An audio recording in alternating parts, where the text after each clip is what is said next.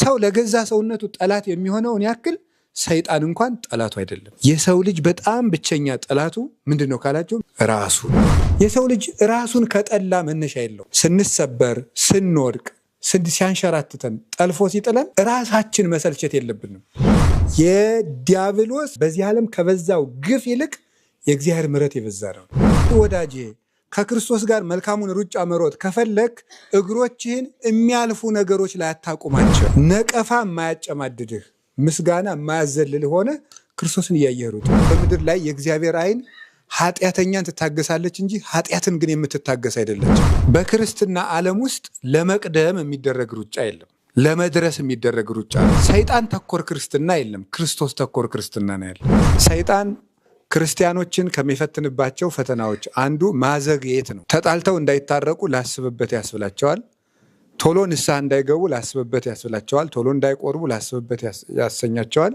ካሉበት ክፉ ልማድ እንዳይወጡ ቆይ ላስብበት ያሰኛቸዋል። የቆምክበት ነገር መቀደድ የሚጀምረው ዓይንህን ከክርስቶስ ስትመልስ ነው። ዝም ብለህ ከውስጥ ወደ ውጭ ኑር ነው። ከልብህ ወደ ዓለም ኑር፣ ከዓለም ወደ ልብህ አትኑር። ማግኘት በማጣት ማጣት በማግኘት ክብር በውርደት ውርደት በክብር እንደተወደዱ መኖር የለም፣ እንደተጠሉ መቅረትም የለም። ሁሉም ተባሪው አለው፣ ጊዜ አለው። እግዚአብሔር አስፈራርቶ ንስሐ እንድንገባ ያደርገናል። አስጨንቆ ንስሐ እንድንገባ ያደርገናል። ታመን ለመዳን ብለን ንስሐ እንድንገባ ያደርገናል። የሆነ መልካም ነገራችን እንዲከናወንልን ብለን ንስሐ ልንገባ እንችላለን። ስለዚህ እግዚአብሔር ነው ንስሐን የሚያነቃቃ፣ መንፈስ ቅዱስ ነው።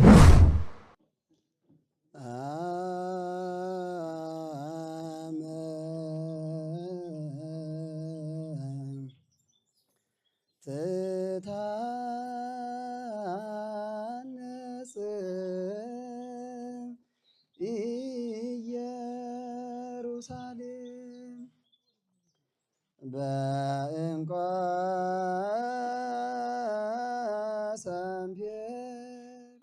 በስመ አብ ወወልድ ወመንፈስ ቅዱስ አሐዱ አምላክ።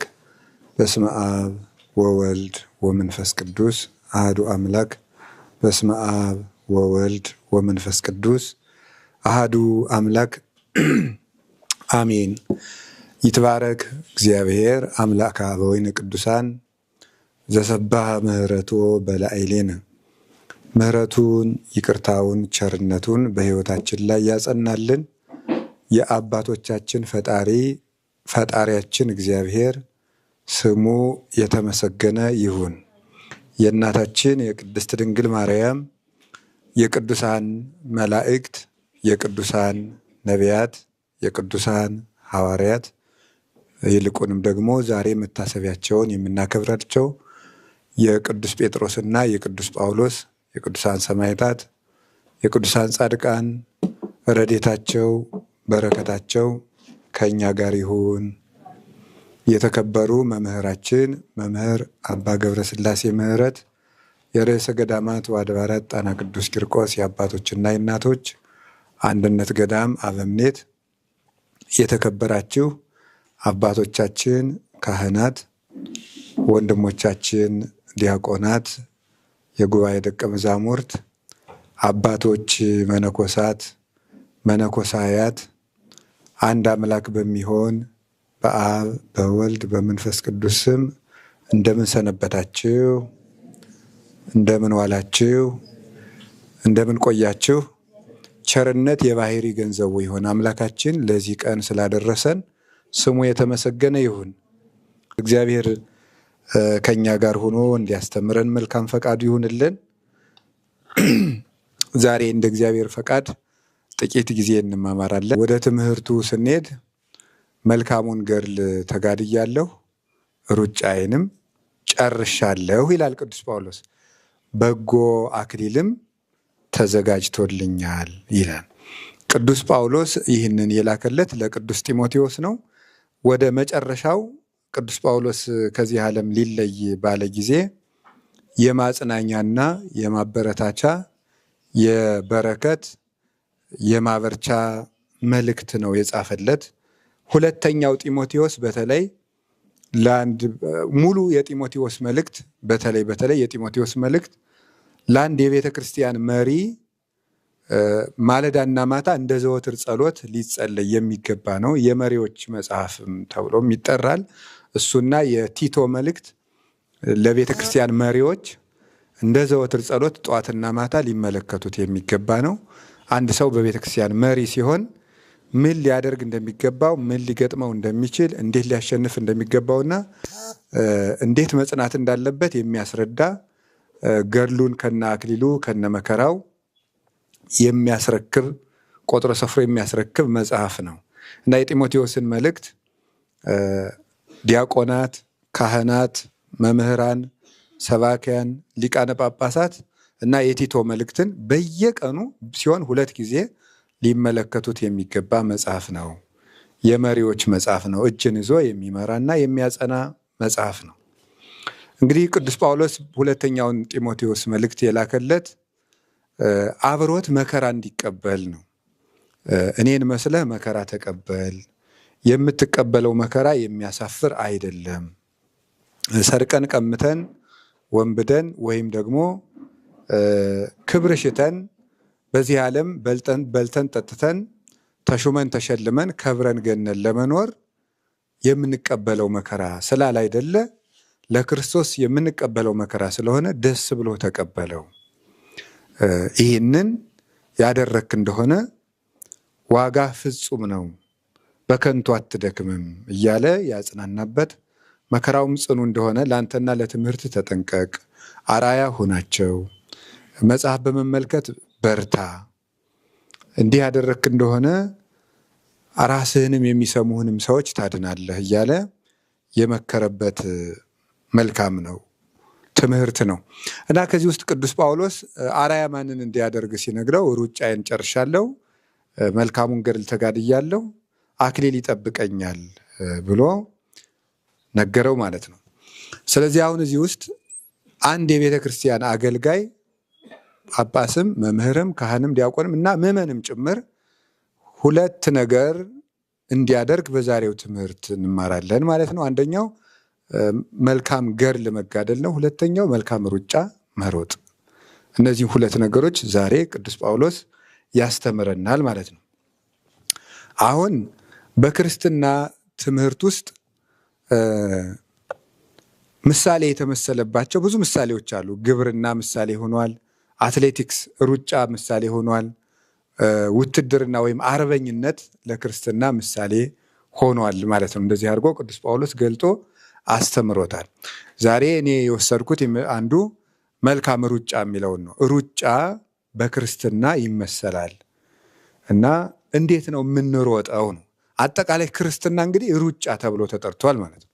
ክርስቲያን ሯጭ ነው። ክርስትና መንገድ ነው።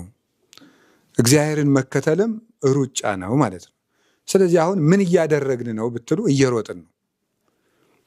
አንዱም በምንኩስና፣ ሌላው በትዳር፣ አንዱ በማስተማር፣ አንዱ በመምከር፣ አንዱ በመስገድ በመጸለይ፣ ሌላው ደግሞ በምጽዋት አብዝቶ በመመጽወት እንደየጸጋው ሁሉም የአቅሙን እየሮጠ ነው። መዳረሻችን ክርስቶስ ነው። ስለዚህ ክርስትና መንገድ ነው። ክርስትና መንገድ ነው። ክርስቶስን መከተል ስለሆነ ክርስትና መንገድ ነው። ክርስቲያኖች ደግሞ መንገደኞች ነን እና እሱ ደግሞ በሩጫ የሚኬድ ነው። በሩጫ የሚተገበር ነው። እንግዲህ ሩጫ ሲሮጥ በጣም ብዙ ነገሮች አሉት በመሃል ውስጥ። ስለዚህ ክርስትና የምንገነዘበው ሩጫ ነው የሚለውን ተገንዝበናል። ክርስትና ሩጫ ነው። የምንሄደው ወደ እግዚአብሔር ነው። መዳረሻችን ክርስቶስ ነው። ስለዚህ እያንዳንዳችን በአቅማችን እየሮጥን ነው። ፈጥነን የምንሄድበት መንገድ ነው። ዳተኞች እንዳትሆኑ ተጠንቀቁ እንደተባለ መልካም ስራን ለነገ መቅጠር ስለሌለብን ነው ሩጫ ተብሎ የተጠራበት። ለምንድን ነው ሩጫ የተባለ ሲባል ለመልካም ነገር ዳተኞች እንዳንሆን ነው። ዳተኞች እንዳንሆን ሰይጣን ክርስቲያኖችን ከሚፈትንባቸው ፈተናዎች አንዱ ማዘግየት ነው። ማዘግየት ያዘገያቸዋል። ለመልካም ነገር በጣም አድርጎ ነው የሚያዘገየው። ተጣልተው እንዳይታረቁ ላስብበት ያስብላቸዋል። ቶሎ ንስሐ እንዳይገቡ ላስብበት ያስብላቸዋል። ቶሎ እንዳይቆርቡ ላስብበት ያሰኛቸዋል። ካሉበት ክፉ ልማድ እንዳይወጡ ቆይ ላስብበት ያሰኛቸዋል። ያን የሚያደርግበት ምክንያት ሰይጣን ዝም ብሎ አይደለም። በሶስት በአራት ምክንያት ነው። ሰይጣን ለመልካም ነገር ለምን ያዘገየናል ብለን ብንጠይቅ መልሱ የመጀመሪያው ይሄንን ነገር ማድረግ የማይችሉበት ጊዜ ድንገት ቢመጣ ብሎ አስቦ ነው። ማድረግ የማይችሉበት ጊዜ ቢመጣ መጽሐፈ መክብብ ምዕራፍ 12 ቁጥር 1 ጀምሮ የሚያስረዳው ይሄን ነው።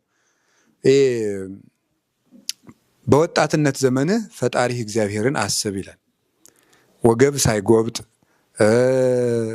አካልህ ሳይጎዳ ማሰብ በምትችልበት ጊዜ እግዚአብሔርን አስብ ይላል። ስለዚህ የማይሰራበት የማይሰግድበት ጊዜ ይመጣል ብሎ ስለሚያስብ ዛሬ ያስቀጥረዋል ማለት ነው። ነገ ታሞ የማይሰግድበት አርጅቶ የማይሰግድበት ጊዜ ይመጣል። ነገ አቶ የማይመጸውትበት ጊዜ ይመጣል። አሁን እያለው አያስመጸውተውም ማለት ነው። ነገ የማይጸልይበት ጊዜ አይኑ ይጎዳል። መጽሐፍ ሳይመለከት ዘመኑን ያስፈጽመዋል። ነገ ነገ እያስባለ መጽሐፍ ተመልክቶ ወደ ውስጡ እንዳያስገባው አይኑ ይፈዝበታል፣ ይጠፋል። ነገ ጆሮ የማይሰማበት ጊዜ፣ ነገር የማያሰላስልበት ጊዜ አለ። አሁን የመሸምደድ ጊዜ አሁን ለምሳሌ ሰው በዚህ እስከ 40 እስከ 50 ዓመት ያለው በተለይ እስከ 40 ያለው ሰው የሚሸመድድበት ጊዜ ነው። ከዚያ በኋላ ግን ማሰላሰል ነው እንጂ መሸምደድ እየቀነሰ ነው የሚመጣ። ስለዚህ አሁን የመሸምደዱን ነገር እያስተወው ይመጣል። ለምን? ነገ የማይሸመድድበት ጊዜ እንደሚመጣ ስለሚያውቅ ነው። ያንን ባገኝ ድንገት ይህን ሰውዬ አክስሬ ለመቅረት ያ ሊኖር ይችላል ብሎ ስለሚያስብ ሰይጣን መልካም ነገርን የሚያዘገየን እማንችልበት ጊዜ ሊመጣ ስለሚችል ነው። ያንን እየጠበቀ ነው። ለምሳሌ ዛሬ መምህራን እያስተማሩ ነው። እንዳንማር የሚያደርገን ነገ መምህራን አልቀው እንኳን የማያስተምሯቸው ጊዜ ሊመጣ ይችላል ብሎ አስቦ ነው ያደርጋል። ይህን ሰይጣን ጌታ ምንድን ነው ያለው? ረሃብና ጥምን የማመጣበት ጊዜ አለ። ረሃብና ጥሙ ግን ከእህልና ከውሃ አይደለም፣ የእግዚአብሔርን ቃል ከመስማት ነው እንጂ ይላል። ትንቢተ አሞጽ ምዕራፍ 8 ላይ ይህን ይናገራል። የእግዚአብሔርን ቃል ከመስማት ረሃብና ጥም የሚመጣበት ጊዜ አለ። ስለዚህ ነገ የሚያስተምረን የማይኖርበት ጊዜ ሊኖር ይችላል ማለት ያንን እንድናጣ ስለሚያስፈልግ ድንገት ያንን ሳያደርጉት እንዲሞቱ ሳይሰሩት እንዲሞቱ ብሎ አስቦ ሰይጣን ከመልካም ነገሮች ላይ ዳተኞች ያደርገናል ማለት ነው። ይሄ መልካም ነገርን እንዳንሰራ የሚያዘገይበት ምክንያት ነው። ሁለተኛ ደግሞ ከክፉ ነገር ቶሎ እንዳንላቀቅ የሚያደርገን ሰይጣን ለምንድን ነው የሚያስቀጥረን? ለምንድን ነው? በአንድ ጊዜ መቼም መለወጥ አይቻል፣ ቀስ ቀስ ብዬ ነው እያለ ክፉ ነገሮቻችን እንደ ዘመድ አንለቅም ብለን ይዘናቸው እንድኖርም የሚያደርግበት ምክንያት ለምን ይመስላችኋል? የዚህ ምክንያቱ ደግሞ ሁለት ነው። አንደኛው ይሄንን ነገር ክፋት ሳይላቀቁ ድንገት እግዚአብሔር ሊቀስፍልኝ ይችላል ብሎ አስቦ ሲቀስፍልኝ ይችላል፣ እግዚአብሔር ተቆጥቶ ሊቀስፋቸው ይችላል ንስሐ ሳይገቡ ብሎ ስለሚያስብ ሁልጊዜ ክፋታችን ውስጥ እንድንቆይ ያደርገናል ማለት ነው ሰይጣን። እኛ ግን ሰይጣን እያቆየን እንደሆነ እያዘገየን እንደሆነ አይገባንም። የምናስበው ምንድን ነው? አይ ተረጋግቼ ነው ይባስ እሰበራለሁ ሁሉ ነገር ባንዴ ላድርገው ብለን የምናስበው። ያንን ሰይጣን እንደሚያሳስበን ወይም ያን ክፉ ሀሳብ እንደሚዘራብን አናውቅም። ዲያብሎስ ነው ግን ነገሮችን የሚዘራቸው ማለት ነው። ስለዚህ ቢቀስፈው ይችላል። በዚህ ነገሩ ከቀጠለ እግዚአብሔር ዝም ብሎ አይመለከተውም። ምክንያቱም በምድር ላይ የእግዚአብሔር ዓይን ኃጢአተኛን ትታገሳለች እንጂ ኃጢአትን ግን የምትታገስ አይደለችም። ስለዚህ እግዚአብሔር ይህ ሰው በኃጢአት ከቆየ ብሎ ምሕረት ሊከለክለው ይችላል። ምሕረት ከከለከለው ይቀስፈዋል። ስለዚህ ከቀሰፈው የሲኦል ሆኖልኝ ይቀራል ብሎ አስቦ ዲያብሎስ ከክፉ ስራችን እንዳንላቀቅ የሚያደርግም በዚህ ነው። ሁለተኛው ዲያብሎስ ክፉ ስራችንን ፈጥነን እንዳንወጣ የሚያደርገን ለምን ይመስላችኋል? እግዚአብሔር ፈጽሞ እንዲርቀን ስለሚፈልግ ነው። አሁን እንዲቀስፈን ነበር ያልኳቸው። አሁን ደግሞ እግዚአብሔር እንዲርቀን ብሎ ነው። በነገራችሁ ላይ የሰው ልጅ ንስሐ ለመግባት የማን እጅ ያስፈልገዋል ብላችሁ ታስባላችሁ? የእግዚአብሔር እጅ ያስፈልገዋል። የእግዚአብሔር እጅ አብሮት ከሌለ ሰው የንስሐ እድል የለውም። የምንጸጸተው እኮ እግዚአብሔር ነው የሚያጸጽትን። ታውቃላችሁ አይደል? አሁን ንስሐ የገባንባቸውን ቀናት ዞር ብላችሁ ብታጠኗቸው በሆነ ምክንያት ንስሐ ነው የገባ ነው። አንዳንድ ጊዜ ሁሉ ነገር ዙሪያውን ጨልሞብን አሁን ከእግዚአብሔር ውጭ ምርጫ የለኝም ብለን ንስሐ የገባንበት ጊዜ አለ። ስለዚህ እግዚአብሔር አስፈራርቶ ንስሐ እንድንገባ ያደርገናል። አስጨንቆ ንስሐ እንድንገባ ያደርገናል። ታመን ለመዳን ብለን ንስሐ እንድንገባ ያደርገናል። የሆነ መልካም ነገራችን እንዲከናወንልን ብለን ንስሐ ልንገባ እንችላለን። ስለዚህ እግዚአብሔር ነው ንስሐን የሚያነቃቃ፣ መንፈስ ቅዱስ ነው።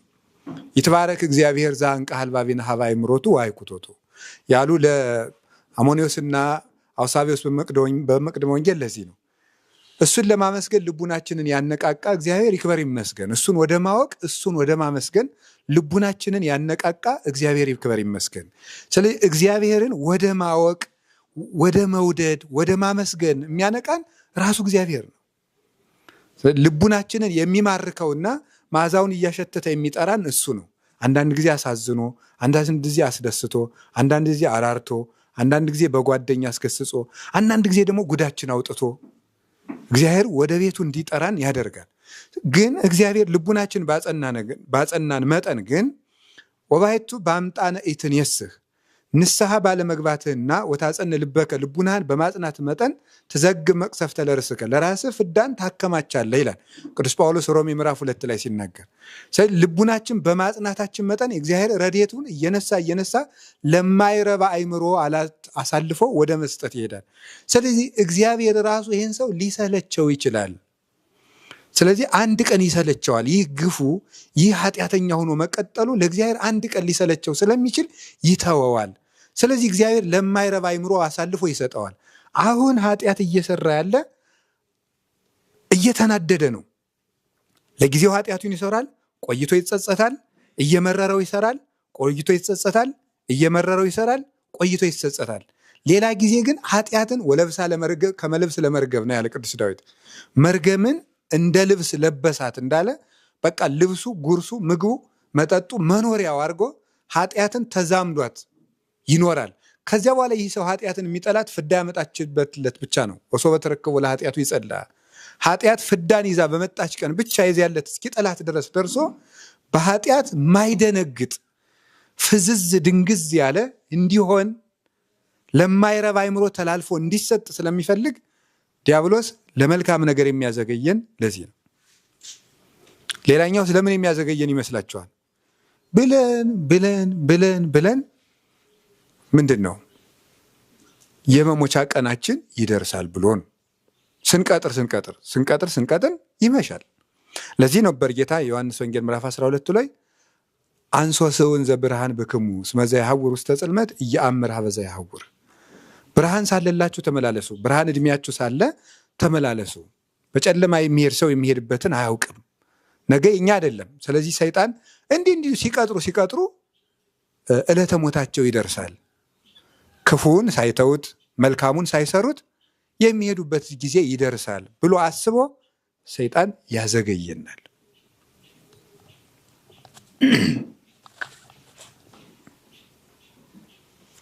መልካም ነገሮችም ደግሞ ይነጠቃሉ፣ ጊዜ ያላቸው። ሁሉ ነገር ባለበት አይቀጥልም። ሰይጣን በጣም ዘዴኛና ተስፋ የማይቆርጥ መንቻካ ውሻ የሆነ ተፈታታይ ነው ሰይጣን። ሌላኛው የሚያዘገየ ለምን ይመስላችኋል? ሁሉም ነገር ባለበት እንደማይቀጥል ያውቃል። መልካም ነገሮች ሁሉ ይለወጣሉ። አሁን አንድ ነገር ለምሳሌ ብነግራችሁ በጣም ትልልቅ የምናከብራቸውና ቅድስና ያላቸው አንድ ቀን እጄ መስቀላቸውን እሳለማለሁ እያልናቸው ሞት የወሰዳቸው አባቶች አሉ የሉም? አሉ ማለት ነው። ስለዚህ መልካም ነገሮችም የሚታጡበት ጊዜ ይኖራል ብሎ ይገምታል ሰይጣን። ስለዚህ እድል ያጣሉ። ያንን ስለሚያጡ ማዘጌት፣ ሌላ ቢቀር የመጀመሪያው መልካም አለማሳሰብ ነው የሰይጣን ፈተና። ካቻለ እምቢ ብሎ ደግሞ ሰዎች እምቢ ብለው መልካም ካሰቡበት ማዘጌት፣ በቃ ማስቀጠር ሁልጊዜ ነጋለኝ ማለት ነው። እያንዳንዱ ቀን ግን የራሱ ምንድነው የተበሉ ለጌሰም እስመ ጌሰም ትሄሊ ለርሳ እስመ ለዕለት ስራሃ ወእከያ ያክላ። ለዕለት የዕለት ክፋቷ ጻሯ ጋሯ ይበቃታል። ለነገ አትበሉ፣ የነገውን ነገ ታስቡታላችሁ ነበር ያለን ጌታ። ስለዚህ መልካም ነገሮች ሁልጊዜ እንዳሉ አይቀጥሉም። ለውጥ አለ፣ ይፈራረቃል።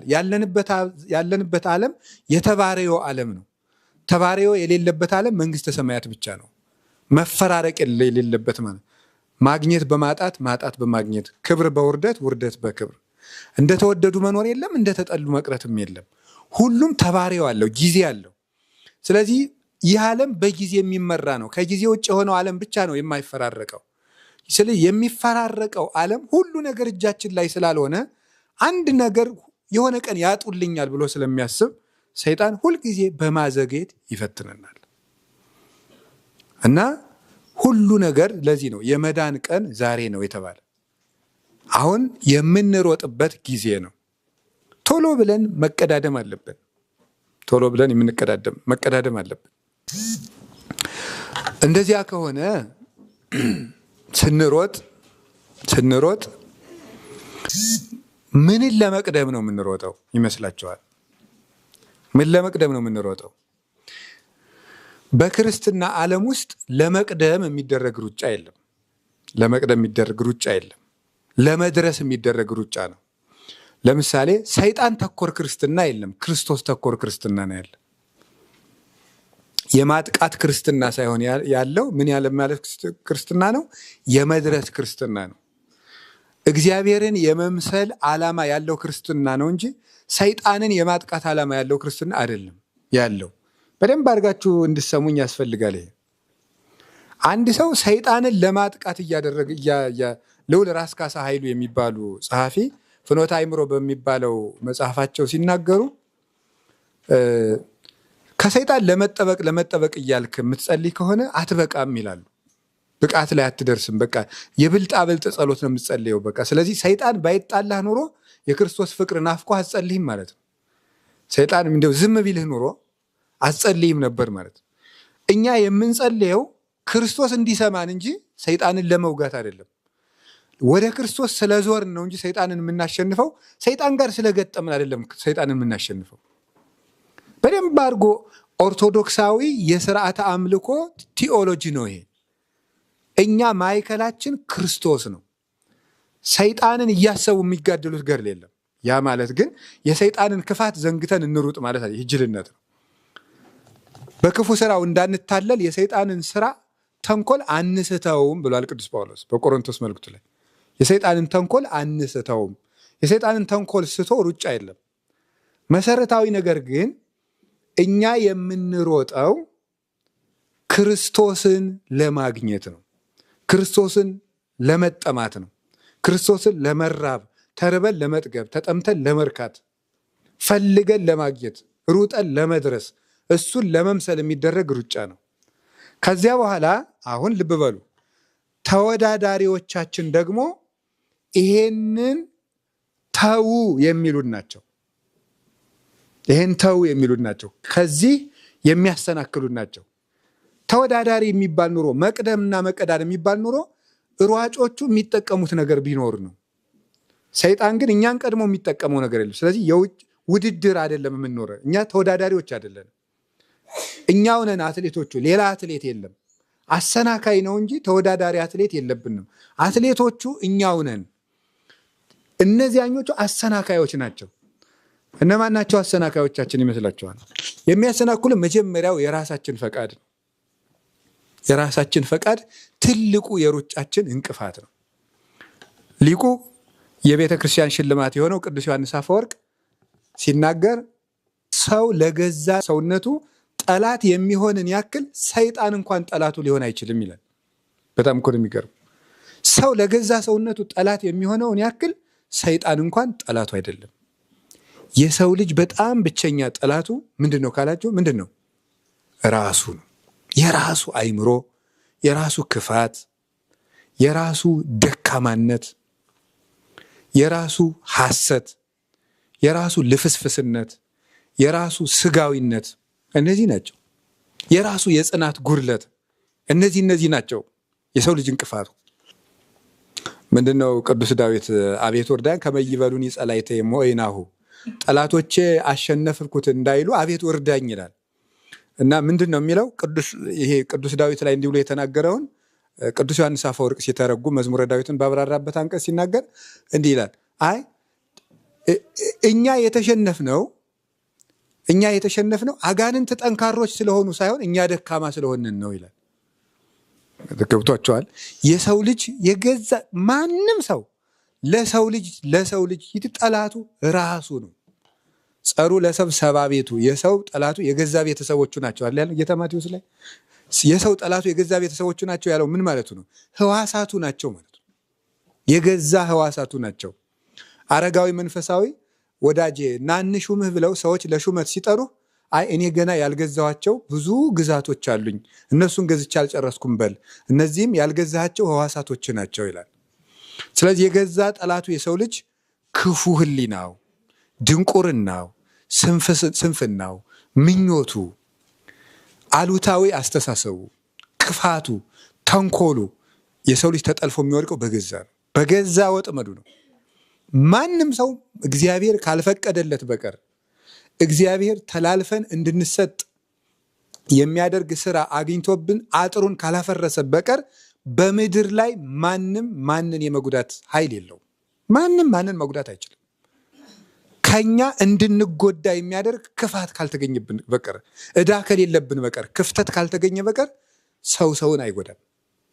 ያ ማለት ሰዎች ክፉ አይደሉም ማለት አይደለም። ሰዎች ክፉ አይደሉም ማለት ሳይሆን ክፉ ሰዎች ሊጎዱን የሚችሉት ከነሱ ክፉነት የተነሳ ሳይሆን የነሱ ክፋት እኛን እንዲጎዳ ሆነን እስከተገኘን ድረስ ነው ማለት። ያ ነው የሩጫው እንቅፋት የሰው ልጅ ራሱ ነው። አሁን እንግዲህ ልብ ብላችሁ ስሙ። አንደኛው ራሳችንን አልኳችሁ። የራሳችን እንቅፋትነት ሁለት አሰናካዮችን ያመጣል። አንደኛው ክፉ ሰዎችን፣ ሁለተኛው አጋንንትን ያመጣቸዋል። ምኖችን? የራሳችን። እግዚአብሔር ግን ሰውን በክፉ አይፈትንም። እያሜክር እግዚአብሔር በእኩይ ያዕቆብ መልእክት ላይ ሲናገር እግዚአብሔር ማንንም በክፉ አይፈትንም ይላል። እግዚአብሔር ማንንም በክፉ አይፈትንም። ግን እኛ ከውስጣችን በተገኘው ነገር ምክንያት ምንድነው? ርቱዕ ሃይማኖት የሚለው ነገር አለ። ባለዕዳ ሰው ሁልጊዜ እየመጣ ገንዘቤን ስጠኝ የሚል ሰው ከሆነ መፍትሄው ምንድን ነው? ያን ገንዘብ ወርውሮ መጣለሁ። ዲያብሎስ እኛ ውስጥ እኛን የሚጎዳበት ነገር እንዳያገኝ ምንድን ነው? የእሱን ዕዳ ወርውረን መጣለሁ። ገንዘብ ከሌለብህ ባለዕዳው እየተመጣ እየተመላለሰ አያስቸግርህም።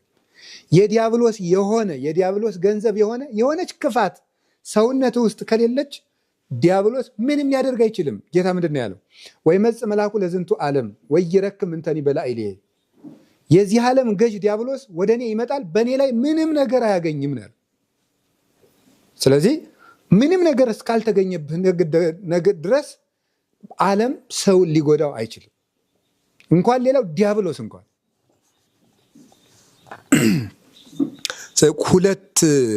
ሁለቱ በእኛ ግብዣ የሚመጡ ናቸው። ማንና ማን? ክፉ ሰዎችና አጋንንት። እነዚህ በእኛ ገባዥነት የሚመጡ ናቸው። ከኛ ስንፍና፣ ስግብግብነት፣ ልክስክስነት፣ ርኩሰት ከነዚህ ነገሮች የተነሳ ሁለቱ ይመጣሉ። ገንዘባቸው ስላለ ማለት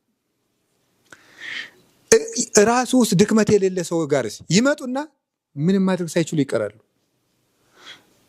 ለዚህ የምናነሳው የዛሬው አባታችን ማን ነው? ቅዱስ ጳውሎስ ነው።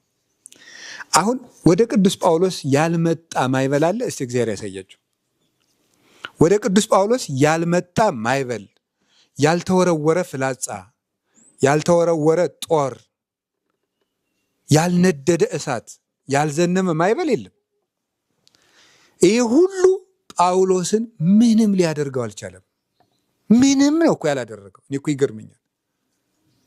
በጣም የሚገርም ነው። ዓለሙን የዞረ ወፍ ነው ይለዋል ቅዱስ ዮሐንስ አፈወርቅ። ዓለሙን ሁሉ የዞረ ወፍ፣ ሰማያዊ ወፍ፣ መንፈስ ቅዱስ ክንፍ የሆነለት ወፍ ነው ይለዋል። ሩጦ የማይደክም ወፍ፣ ምንም ነገር በምንም ነገር ያልተጠመደ ወፍ ነው። አዕዋፍ ይሰገሩ ምንድን ነው? በመብል ነው አይደል? በጥሬ ምክንያት ወፍ ይጠመዳል። ይቺ ዓለም ቅዱስ ጳውሎስን የምታጠምድበት ጥሬ አልነበራትም። በምን ታጥምደው? ሰማያትን እየሰነጠቀ የሚበር በክርስቶስ ፍቅር የሚሽከረከር ልቡ የጸናለት ራሱን የቻለ ሌላ ከሰማይ በታች ያለ አንድ ወፍ ነው፣ ነጭ ወፍ። በምንም ነገር አጥምዳ ማስቀረት አልቻለችም። በሕግ አጠመደችው ወይ ምንም። ጥቅመኛ ሰዎች በሙሉ ተነሱበት። እነ እለእስክንድሮስ፣ አንጥረኛው እለእስክንድሮስ እና ድሜጥሮስ የሐዋርያት ሥራ ላይ ያሉት እነዚህ መናጢ ሰዎች፣ ክፉ ሰዎች ተነስተው በሙሉ ቅዱስ ጳውሎስ ሂዶ ሲሰብክ ምንድን ነው ያለ? ጎበዝ፣ ይቺ ከተማ የአርጤምስ ከተማ ናት። አርጤምስ ትቆጣለች፣ ንቃ ጎበዝ አለው። በሙሉ አርጤምስ ታላቅ ናት እያለ ጮኸ። የከተማ ውስጥ አርጤምስ ታላቅ ናት፣ አርጤምስ ታላቅ ናት አለ ቅዱስ ጳውሎስ ብቻውን። ከዛ በኋላ እንደዛ እያሉ ሁሉ ሲጮሁ አሁን አርጤምስ ታላቅ ናት የሚል ህዝቡ አርጤምስ የምትባለውን ጣዖት ስለሚወዳት አርጤምስ ታላቅ ናት ካላለ ህዝቡ መነሳት አይችልም። ጎበዝ የኛ እንጀራ ሊዘጋ ነው ቢልሳ የራሱ ጉዳይ ሌላ ስራ ፈልግ ይባላል ማለት ነው። ምክንያቱም የአርጤምስን ምስል እየሰሩ የሚሸጡ ሰዎች ናቸው ያንን የሚቀሰቅሱት። ከዚያ በኋላ እንጀራው ሲዘጋበት ጉዳዩን ግን የምን አድርጎ ነው ያመጣው? አይ ሃይማኖታዊ ጉዳይ አድርጎ ሲያመጣለት ህዝቡ በሙሉ ጮኸ። ቅዱስ ጳውሎስ እንዲህም አላለም እንዲያም አላለም፣ አልተሰበረም። አሮጌ ነገርን ብቻውን የመለወጥ ኃይል ያለው የሆነ ክስተት ነው ቅዱስ ጳውሎስ። ብቻውን አገር ብቻውን የሚለውጥ ማለት ነው። አገርን የሚሮጠው ከአንድ ሀገር ጋር ብቻውን ነው። የሚገርም እኮ ነው። የአንድ ሀገር ህዝብ ከአንድ ሰው ጋር ይሮጣል።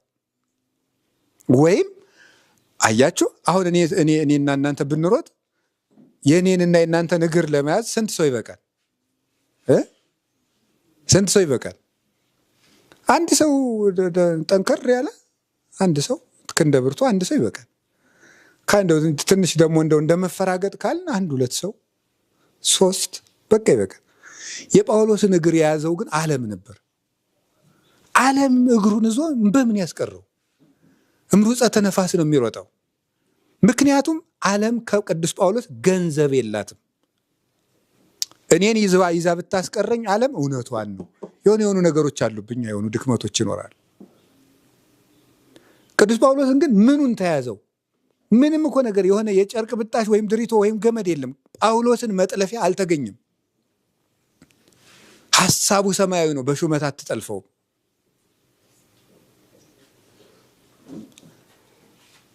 የመላእክት ባልንጀራ ነው። ወጥቶ በዚያ የሰው ልጆች ሊሰሙት የማይቻላቸውን ነገር ሰምቼ መጣሁ ይላል። የመላእክት ባልንጀራ ነው። በዘመድ አዝማድነት አይጠልፍም። ቅዱስ ጳውሎስ ምንም ገንዘብ የላትም አለ። ንብረት እሰጥሃለሁ፣ ገንዘብ እሰጥሃለሁ አትለውም። ሁሉንም እንደ ጉድፍ እቆጥረዋለሁ፣ ለእኔ ትርፌ ክርስቶስ ነው ይላል። ይቻለም የቅዱስ ጳውሎስን ርጫ በሞት አስፈራርታ ማስቀረት አትችልም። ምክንያቱም ቅዱስ ጳውሎስ ሞት ለእኔ ጥቅም ነው፣ ሕይወትም ክርስቶስ ነው ይላልና በምንም ልታስቀረው አትችልም። ተከራክራ አትረታውም። አንደበቱ ክርስቶስ ነው። በእኔ ስጋ የሚናገር ክርስቶስ እያለን የሚናገረው እሱ። አስራለሁ ብላ አስፈራርታ አታስቀረውም። ቅዱስ ጳውሎስ በስራት አትይዘውም። ወንጌል አይታሰርም እያለ አሰምቶ ይናገራል። ወንጌል አይታሰርም። እምጳውል አስራ ስታስቀምጠው ወህኒ ቤት ውስጥ ሆኖ እምጳውሎስ ሙቁሁ ለእግዚእነ ኢየሱስ ክርስቶስ ይላል። የክርስቶስ እስረኛ ከሚሆን ከጳውሎስ የተላከ መልእክት። በዓለም ከመሸለም ይልቅ ስለ ክርስቶስ የታሰሩበት ሰንሰለት ምንኛ ውብ ነው ይላል ቅዱስ ዮሐንስ አፈወርቅ። እና ቅዱስ ጳውሎስ የሮጠባቸው ሩጫዎች ዓለማትን በሙሉ ነው የቀደመው። አካሄዱ ደግሞ የሚያስደንቅና ስልታዊ ነው። እንደሱ ያለ ሰው ተገኝቶ አያውቅም። የስልት ሰው፣ የቅድስና ሰው፣ የብቃት ሰው፣ የትህትና ሰው፣ የኃይል ሰው፣ የሕግ ሰው በሙግት ማን ያስቀረዋል? የዓለማትን ሕግ ሁሉ ያውቃል።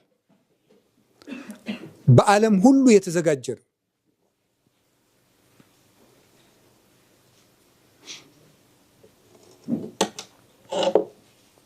እነገሌን ነው የሚመስል ብሎ ቅዱስ ጳውሎስን ማጥመድ እንኳን አይቻልም። ለወንጌል ሁሉን እሆናለሁ፣ ለታመሙት እንደታመሙ እሆናለሁ፣ ላላመኑት እንዳላመኑ፣ ለአይሁድ እንዳይሁድ እሆናለሁ ይላል። ለሁሉ ነው። ያዳላል አይባልም። ታሞ እኔ ያልታመምኩለት ማን ነው ነው የሚለው። ቤተ ክርስቲያን በጣም ለቅዱስ ጳውሎስ ምርጥ ስም ነው የሰጠችው፣ ፈዋሴ ዶያን የሚል። ጳውሎስ ያልጠየቀው ድውይ የለም። በፍልስፍና የታመመውን፣ በክደት የታመመውን፣ በዘረኝነት የታመመውን፣ በፉክክር የታመመውን፣ በጎጠኝነት የታመመውን፣ በዝሙት የታመመውን፣ በገንዘብ ፍቅር የታመመውን፣ በሹመት ፍቅር የታመመውን፣ ልክስክሱን፣ ወራዳውን ሁሉን ምርጥ መድኃኒት ተሸክሞ የሚዞር ማን ነው? ቅዱስ ጳውሎስ ነው። እና ቅዱስ ጳውሎስን ዓለም ሩጫዬን ጨርሻለሁ አለ። እንዴት ነው የጨረሰው የሚለው ያስደምማል። ይችን ዓለም ያልጀመራት እኮ የለም። መጨረስ ነው ከባዱ። እና አሰናካዮቻችን የተሾሙ ሰዎች፣ አሁን ቅዱስ ጳውሎስን የሚያሰናክሉት እነማን ናቸው? ሹመኞች፣ ሚስቶቻቸው ወደ ክርስትና የመጡባቸው ነገስታት፣ እራሳቸው እንደ አምላክ የሚመለኩ ነገስታት፣ ገንዘብን የሃይማኖትን የገንዘብ ማግኛ ምንጭ ያደረጉ ጥቅማቸው የሚነካባቸው ጥቅመኞች፣ ትዕቢተኞች ፈሪሳውያን፣ በዘር የሚከፋፈሉ የቆሮንቶስ ሰዎች እና ሮማውያን፣ እነዚህ ሁሉ ተሰብስበው አንድ ሰው ላይ ይነሳሉ። ግን ቅዱስ ጳውሎስ ሁሉንም አሸነፋቸው። ምክንያቱም ከሱ መያዣ ስላልነበረ ነው። አሳ በመቃጥኑ በጭብጦ ይጠመዳል። እኛም የምንፈልጋት የሆነች ቂጣ ከሌለች በስተቀር ዓለም እኛን ማጥመድ አይችልም። እና ቅዱስ ዮሐንስ አፈወርቅ ይሄንኑ ሁለተኛ ጢሞቴዎስ ምዕራፍ 4ን በተረጎመበት አንቀጽ በቃ ከክርስቶስ ጋር መከራ መቀበል ከፈለግ ስለት ሰይፍ ብቻ አይደለም፣ የሚነቅፉህንና የሚሰድቡህን ሰዎች ሁሉ በምህረትና በይቅርታ ካያቸው አንተ ከክርስቶስ ጋር መከራ እየተቀበልክ ነው ይላል። ይቅር ባይ ልብ ስለ ክርስቶስ መከራ እየተቀበለ ነው። በክርስቶስ የሚያሸልምና ከክርስቶስ ጋር መከራ እየተቀበልክ ነው የሚያሰኝህ መከራውን መቀበልህ ሳይሆን መከራውን በደስታ መቀበልህ ነው።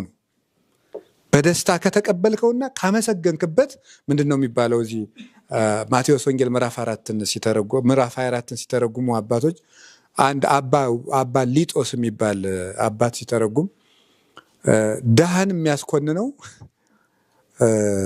እንደ ሀብታም ካልሰጠህ ተብሎ ሳይሆን ድሃ ሆኖ ባለማመስገኑ ነው ይላል። ስለዚህ መከራን መቀበሉ ላይቀርልን ነገር ማማረሩ ነው ዋጋ የሚያሰጣን። ስለዚህ ከክርስቶስ ጋር መከራ ማንም መከራ ባደረሰብህ ጊዜ፣ ሰዎች ሁሉ በአንተ ላይ በተነሱብህ ጊዜ አንተ እግዚአብሔርን አመስግን። ሰዎችን አትጥላቸው። እነሱ ክፉ እንዲሆኑብህ ያደረገው ክፉ ልማድህ ጋር ታገል። ውስጥህ ላይ ያለው ድክመቶችንና ስህተቶችን ለቅመህ አጥፋቸው። እነሱን ሰዎች ወደ አንተ ስህተት ሲመለከቱ አንተ ወደ ውስጥ ተመልከት። ክርስቶስ ደግሞ ያን ጊዜ ወደ አንተ ያያል ነው። የክርስትና ቀመሩ ይሄ ነው። ሰዎች እኛን ቢጠሉን የሰዎችን አፍ ዝም በል ማለት አይቻልም። አፉን ዝም የምናደርገው ልቡ ውስጥ ምን አለው? ተቃውሞ አለው። ዛሬ በጥፊ ብለን ዝም የምናሰኘው ራቅ ብሎ፣ አንዳንድ ልጅ አይታችሁ ታውቃላችሁ? በጥፊ ብለን ዝም በል ስንለው ዝም ይልና ራቅ ብሎ እናቱን ሲያይ ሌባ የሚላለ እዛ ራቅ ብሎ ማለት ነው። አጠገብ ስንኮረኩሞ ዝም ይልና ራቅ ብሎ ግን ምን ታደርገኛለህ? ከዛ ብቅ ይልና ደግሞ ሄዶ እናቱ ጋር ሽጉጥ ይላል። ደግሞ እንደዚያ ነው። ስለዚህ ሰው ብታፍነው ጊዜ ሲያገኝ ደግሞ መለፍለፉን አይተውም። መድኃኒቱ ወደ ልብና ወደ እግዚአብሔር መዞር ብቻ ነው።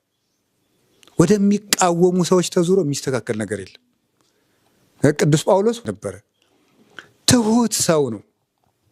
እኔ ጭንጋፍ ሐዋርያ ልባል ተብዬ የማይገባኝ ባዶ ሰው፣ ቀዳሚ ሆሙ ለኃጥአን የኃጥአን መጀመሪያቸው በኩራቸው የመሆን እኔ ጳውሎስ ነው የሚለው። እንዲህ ብሎ የሚናገር ነበር ቅዱስ ጳውሎስ። ያ ትህትናው እግዚአብሔር እንዲያዩ ያደርገዋል። አይወዳደርም ነበረ። ምርጥ ዕቃ ክርስቶስን ተሸክሞ የሚዞር ሁልጊዜ ዓላማውን ብቻ የሚመለከት ዘድህርየ ረስ ወዘቅድሜ እመልእ የሚል እንዲሆንኩ እንዲያሆንኩ የሚል ሳይሆን ሁልጊዜ የሚደርስበትን ብቻ አይኑ የሚያርፍ የዓላማ ሰው የሰማይ ሰው ነው ቅዱስ ጳውሎስ። እና ሩጫን ለመጨረስ ወደ ውስጥ መመልከት እጅግ መልካም ነው። ይሄ የተቃውሞ የመከላከል ክርስትና ከኛ ወጥቶ መውደቅ አለበት። ሰው አንድ ሰው ቢጠላን፣ ሁለት ሰው ቢጠላን፣ 5-6 ሰዎች አድመው ተባብረው ቢጠሉን እነሱን በእነማን ላስቁማቸው የሚባል ክርስትና የለም። ወደ ውስጥ መመልከት፣ ወደ ክርስቶስ መመልከት። ይሄ ነው እግዚአብሔር እኛን ከተማ እንዲያደርገን የሚያደርገው። እግዚአብሔር የዛ ጊዜ ከኛ ይሆናል። ከዛ በኋላ እኛ ውስጥ የእግዚአብሔር ብርሃን መገለጥ ይችላል። መቆሚያዎቻችንን ማስተካከል አለብን። መልካም ሩጫ የሚባለው መልካም የያዘ ሰው መልካም ነገር ይዞ የሮጠ ሰው ሁሉ መልካም ሩጫ ሮጠ አይባልም። መልካም ነገርን ከእግዚአብሔር ጋር ተጣብቆ የሮጠ ነው ይላል ቅዱስ ጳውሎስ። ቅዱስ ዮሐንስ አፈወርቅ ሲተረጉም ከእግዚአብሔር ጋር ተጣብቆ የሮጠ ሰው ነው ሩጫውን ሮጠው የሚባለው። ከእግዚአብሔር ጋር የሮጠ ነው። መልካም ነገር ብቻ ዞ የሚሮጥ ሰው አይደለም። እግዚአብሔርን እየፈራ መልካም ነገር ዞ የሚሮጥ ነው የሚያሸንፈው። ይሄ ነው መልካም ሩጫ። የክርስትና ሩጫ በእምነት የሚሮጥ ነው። እስኪ ወደ ቅዱስ ጴጥሮስም ደግሞ ልመልሳችሁ ትንሽ። ዛሬ ቅዱስ ጴጥሮስም ነው ቅዱስ ጳውሎስም ነው። በእምነት የሚሮጥ ነው። ቅዱስ ጴጥሮስ ውስጥ የምታዩት በጣም ብዙ ነገር ነው ያለው። አንደኛው እምነቱ ነው። የቅዱስ ጴጥሮስ እምነት በጣም ትልቅ ነው እና ምንድነው ሃይማኖቴ ያዕቀብኩ አይደል? ሲሮጥ እምነት ተጠብቆ ነው። ይህ ዓለም በጣም አደገኛ ነገር ነው። እንኳን ስነ ምግባርን ሃይማኖትን ያሳጣል። የመከራ ክፋቱ ከሃይማኖት ማውጣቱ እኮ ነው። ምግባርስ ቢያድጥ ተመልሶ ይቆሙታል። ሃይማኖትን ሁሉ ያሳጣል፣ ይፈታተናል። እንዲህ የሆንኩ እግዚአብሔር የት ሄዶ ነው ያሰኛል። ሃይማኖቴ ያዕቀብኩ በድሬን ይፈጸምኩ የሚለው ለዚህ እኮ ነው። ሩጫዬን ጨርሻለሁ። ሩጫዬን የጨረስኩት እምነቴን ላለማስነጠቅ ነው።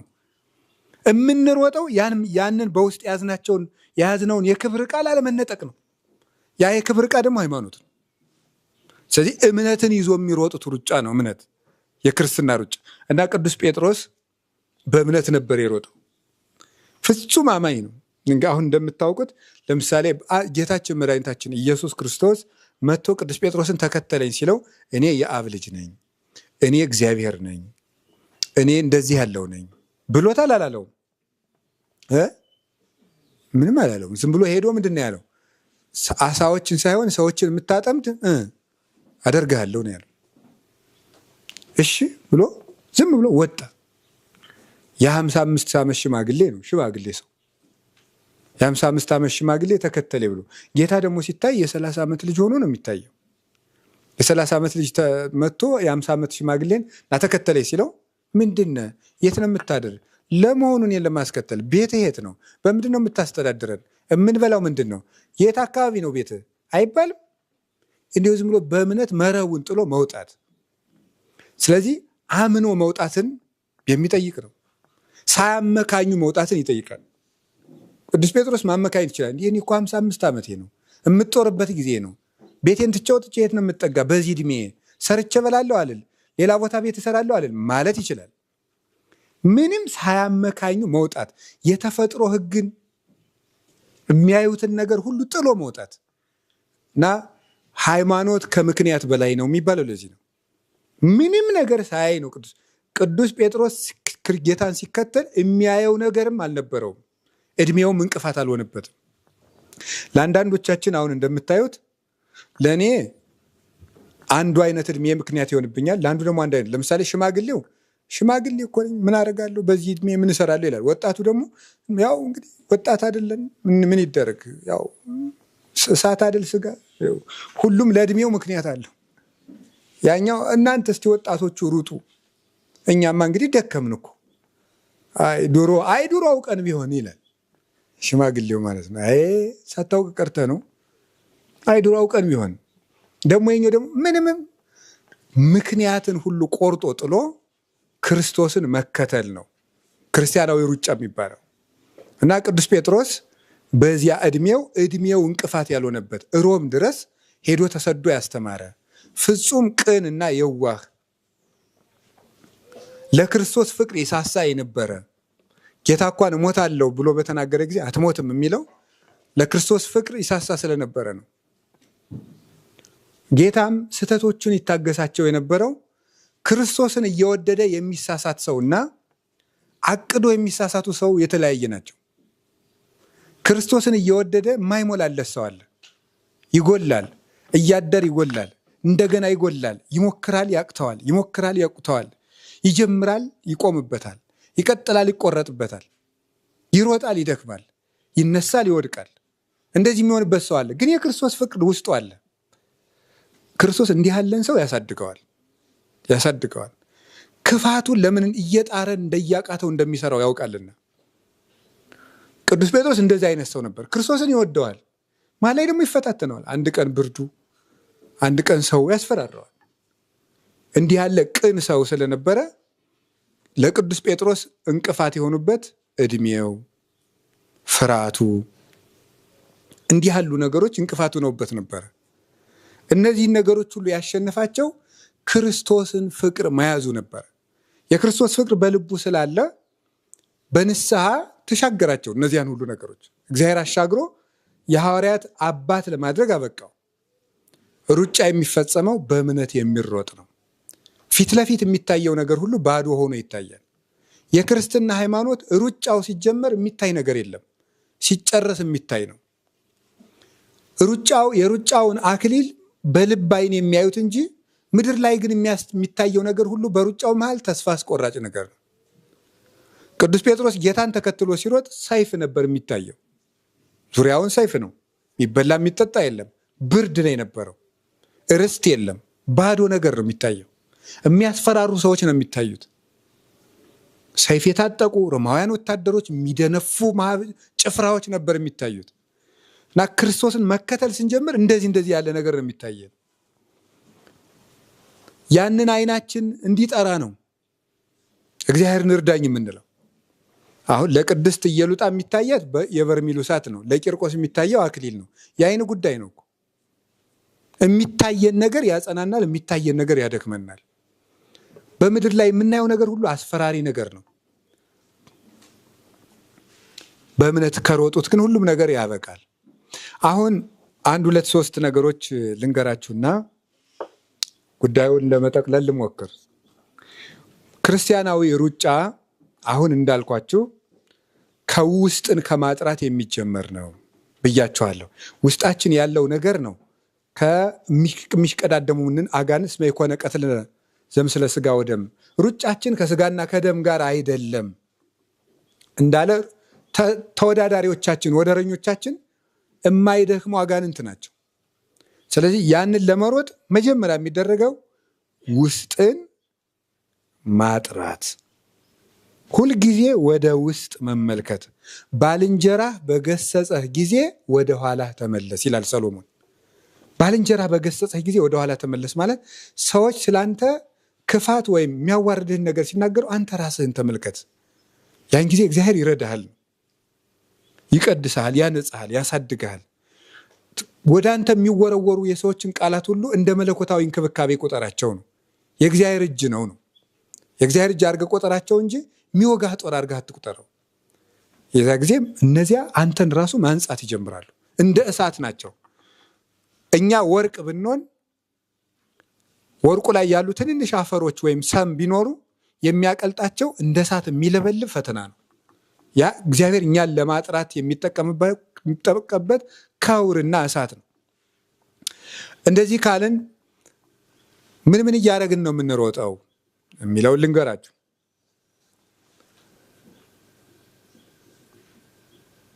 የመጀመሪያው ክርስቶስን እያየን እንሩጥ ነው። ዕብራውያን ምዕራፍ 12 ከቁጥር 1 ጀምሮ ያለውን ታሪክ ታውቁታላችሁ። ወንትለ ወለፍጹም መላክነ፣ የእምነታችን ራስ ክርስቶስን እያየን እንሩጥ ይላል። የእምነታችን ራስ ክርስቶስን እያየን እንሩጥ።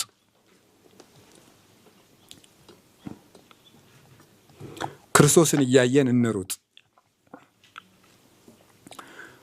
ስለዚህ መጀመሪያው አሁን ሁላችንም ያለንበት ነገር ሩጫ ነው። ለምሳሌ ለመነኮሳት ምንኩስናው ሩጫ ነው። ነገሩን ከረንት ተጨባጭ ለማድረግ ለመነኮሳት ምንኩስናው ሩጫ ነው። ከዛስ ለደቀ መዛሙርትም በቃ ተማሪነቱ ሩጫ ነው። ለሚያስተምሩትም እንደዚህ በቃ ክርስቲያን በሆነባት ቦታ ሁሉ ሩጫ አለው ነው ባጭሩ። ቄስ፣ ሰዓታትም ሩጫ ናት፣ ቅዳሴም ሩጫ ናት፣ አቋቋም ትምህርትም ሩጫ ናት፣ ቅኔ ትምህርትም ሩጫ ናት፣ መጽሐፍ ትምህርትም ሩጫ ነው፣ ቅዳሴ መቀደስ ሩጫ፣ ጸበል መስጠት ሩጫ ነው፣ ሽመና መስራት ሩጫ ነው፣ እርሻ ማረስ መቆፈር ሩጫ ነው። ልጅ ማሳደግ ሩጫ ነው። ንግድ መነገድ ሩጫ ነው። ንግዱም ውስጥ ክርስቶስን የምናገኝበት ማድረግ ስለምንችል ማለት ነው። በዚህ ዓለም ላይ የምንኖርበትን ሜዳ ሁሉ ወደ ክርስቶስ የምንሮጥበት ሜዳ ማድረግ እንችላለን። ስለዚህ ሩጫ ውስጥ ነው ያለ ነው ማለት ነው። ስንሮጥ ማንን እያየን እንሮጥ ካላችሁ፣ ክርስቶስን እያየን እንሮጥ። ክርስቶስን እያየን ነው። በነገራችሁ ላይ መነኮሳት የሚመነኩሱበት ምክንያት ምንድን ነው? ምንድን ነው?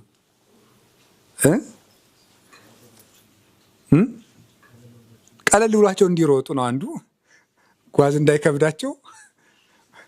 ሌላኛው ምንድን ነው? ትኩረት ክርስቶስን እያዩ ከመሮጥ ከሚጎትት ነገር ለመላቀቅ ነው።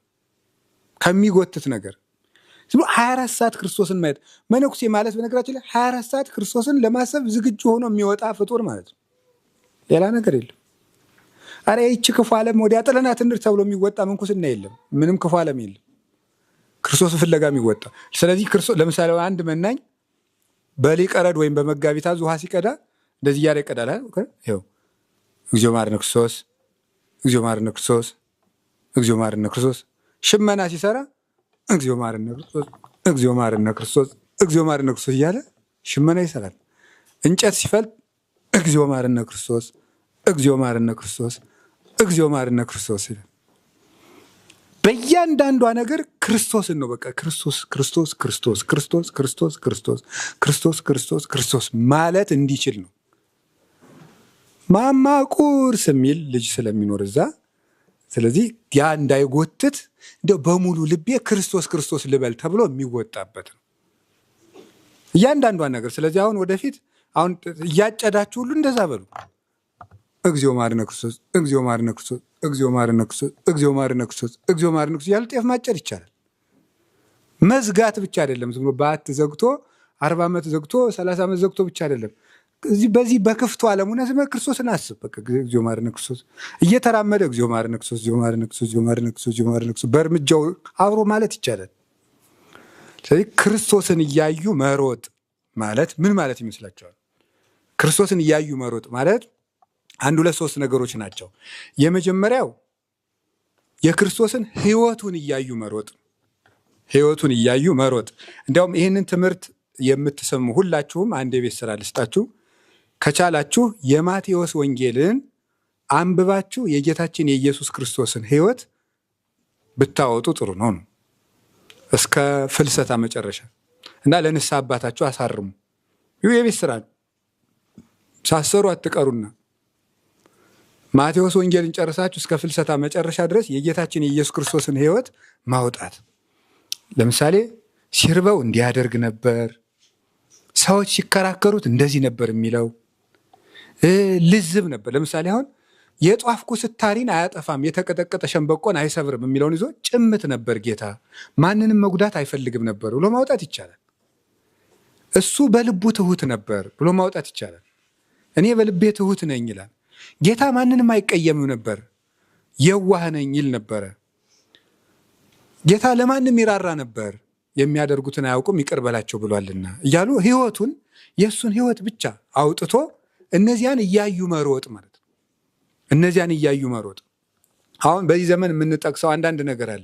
ምን እኮ በቃ በዚህ ዘመን እኮ አርአያ የሚሆን አባት የለም። ምን በቃ ከባድ እኮ ነው ምናምን። መቼም ምክንያት ሞልቷል። ክርስቶስን እያየህ ሩጥ ብሏል ጳውሎስ። አባት ብጣጣ ክርስቶስ አባትህ ነው። በቃ እሱን እያየ ሩጥ። ክርስቶስን እያዩ መሮጥ ማለት ሕይወቱን እያዩ መሮጥ። የእሱን አደራረጉን፣ ትዕግስቱ፣ ታዛዥነቱ ትክ ብሎ ቢያዩት እኮ በበረት መተኛቱን። አንዳንድ ጊዜ በቃ አሁን ክርስቲያኖች የግድ በጅል ቤት ይኑሩ የሚል መጽሐፍ የለም። ጥሩ ቤትም ቢኖራችሁ ችግር የለም።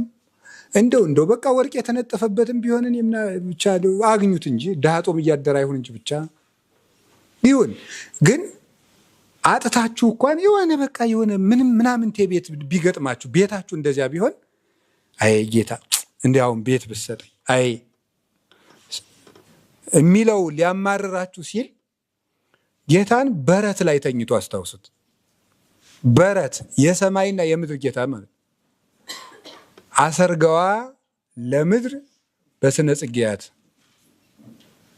ወለሰማይኒ በከዋክብት ሰማይን በኮከብ ምድርን በአበቦች የሸለመ ጌታ ነው ያለው ቅዱስ ያሬድ። ለሰማይ ከዋክብትን ለምድር ጽጌያትን የሰጠ ጌታ እርቃኑን የሚለብሰው አልባ የከብቶች ፈረፈር ባለበት ተኝቶ ነበር ብሎ ማሰብ። የሆኑ ሰዎች ተነስተው ሲያሰድዱ አይ ጌታ እውነት እንዲያው የኔን ጸሎት መቼ ነው የምትሰማኝ? እድሜ ዘመኔን ሁሉ እንድንከራተት አርገህ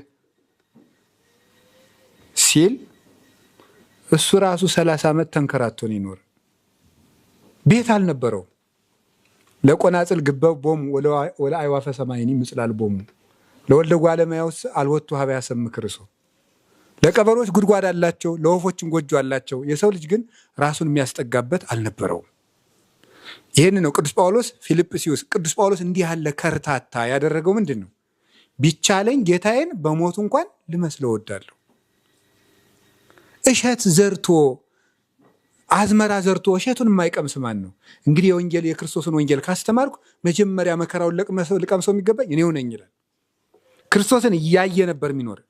ወፈቅድ እፈጽም ታይጻጽ ሕማሙ ለክርስቶስ በስጋዬ የጌታዬን የኢየሱስ ክርስቶስን መከራውን በስጋዬ ልፈጽም እወዳለሁ ይላል ፊልጵስዩስ ቆላሲስ መልእክቱ ላይ ሲናገር ከክርስቶስ መከራ የቀረውን ልፈጽም እወዳለሁ ይላል። ስለዚህ ነሐምም ምስለ ክርስቶስ እምከማረይን ሕማመ ምስሌሁ ከማሁ ንኤሪ ክብረ ምስሌሁ በመከራ ከመሰል ነው በክብር እንመስለዋለን ይላል። ስለዚህ ጌታን እያዩ መሮጥ። አንዳንድ ጊዜ እኔ ሰው ላሸማግል ለሽምግልና ስቀመጥ አንዲት ምጥ ማሸነፊያ ጥቅሳለች። ብዙ ሰው ሰምቶኛል። እግዚአብሔር ይስጣቸው የሰሙኝ ሰዎች።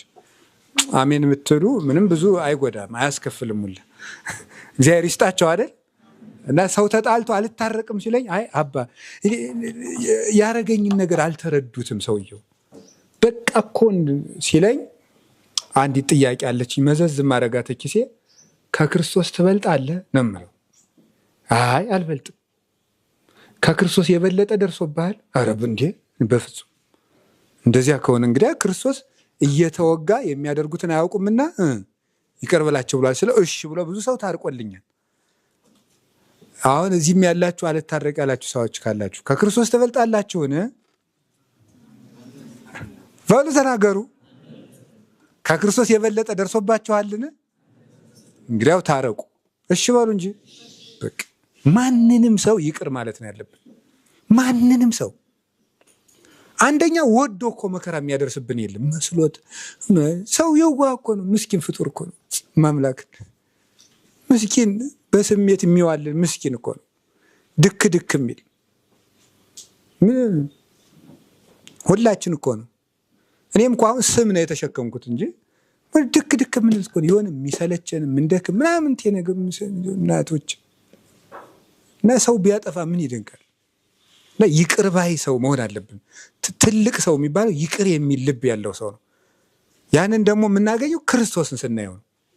ይገርማል እኮ እንዴው ሰው ሆይ ይሁዳ አንተ እንደው እንደ ክርስቶስ ሆነህ አንድ ቀን ይሁዳ ሽጦ መጥቶ ቢስምህና ሽጦ እንደመጣ ብታውቅ እንደው ምን ታረግ ነበር? እኔ ግን የምትነክሰው ይመስለኛል ይላል ርቱዕ ሃይማኖት። ቢያንስ እንደው አንተ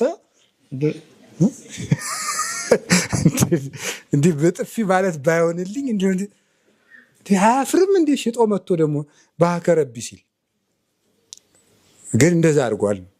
እየቻለ ነው ያበላው እጅ የፈጠረው እጅ ነው። አይዳው ለለሃኳሁ ለአዳም ተቀናዋ በቅናዋ ተመስቀል። አዳምን ያበጃጁ እጆች በችንካር ተቸነከሩ። ወዮ አንክሮ ይገባል። አይ ጋር ላንሶ ሰው ውስጥ ተገነት ተቀናዋ በቅናዋ ተመስቀል። አዳምን ፍለጋ የተንከራተቱ እግሮች በችንካር ተቸነከሩ። ክርስቶስን እያዩ መረጡ ማለት እሱን ስናይ ይቅር ባዮች እንሆናለን። እኛንስ ምን አይሁድ ጋር አስኬደን? እኛን የተወልን ዕዳ ስንት ነው? በእኛ የተወልን ዕዳ ከኛ ውስጥ የሸፈነው ገመና ስንት ነው? እግዚአብሔር እወሰረዩ ወይሰሪ ለክሙ እወህድጉ ወይሃድግ ለክሙ ተውላችኋል፣ ይቅር በሉ ይቅር ይላችኋል ይላል ቅዱስ ዮሐንስ አፈወርቅ በቅዳሴው። ስለዚህ ክርስቶስን እያዩ መሮጥ ማለት አንደኛው የእሱን ሕይወት እያዩ መሮጥ ማለት የእሱን ሕይወት እያዩ መኖር። ሲጀመር በመነኮሳት ሕይወት ራሱ ማቴዎስ ወንጌልን በቃሉ ያላጠና ሰው በፊት መነኩሴ አይሆንም ነበር። በነገራችን ላይ በቃሉ አጥንቶ እሱን ከመምህር ተረድቶት ማለት የክርስቶስን ሕይወት አጥንቶ ይዞ ያችን ለመኖር ነው ገዳም የሚገባው እንጂ ከዓለም አምልጦ እየተደበቀ አይደለም። ያችን ለመኖር ነው የሚወጣው።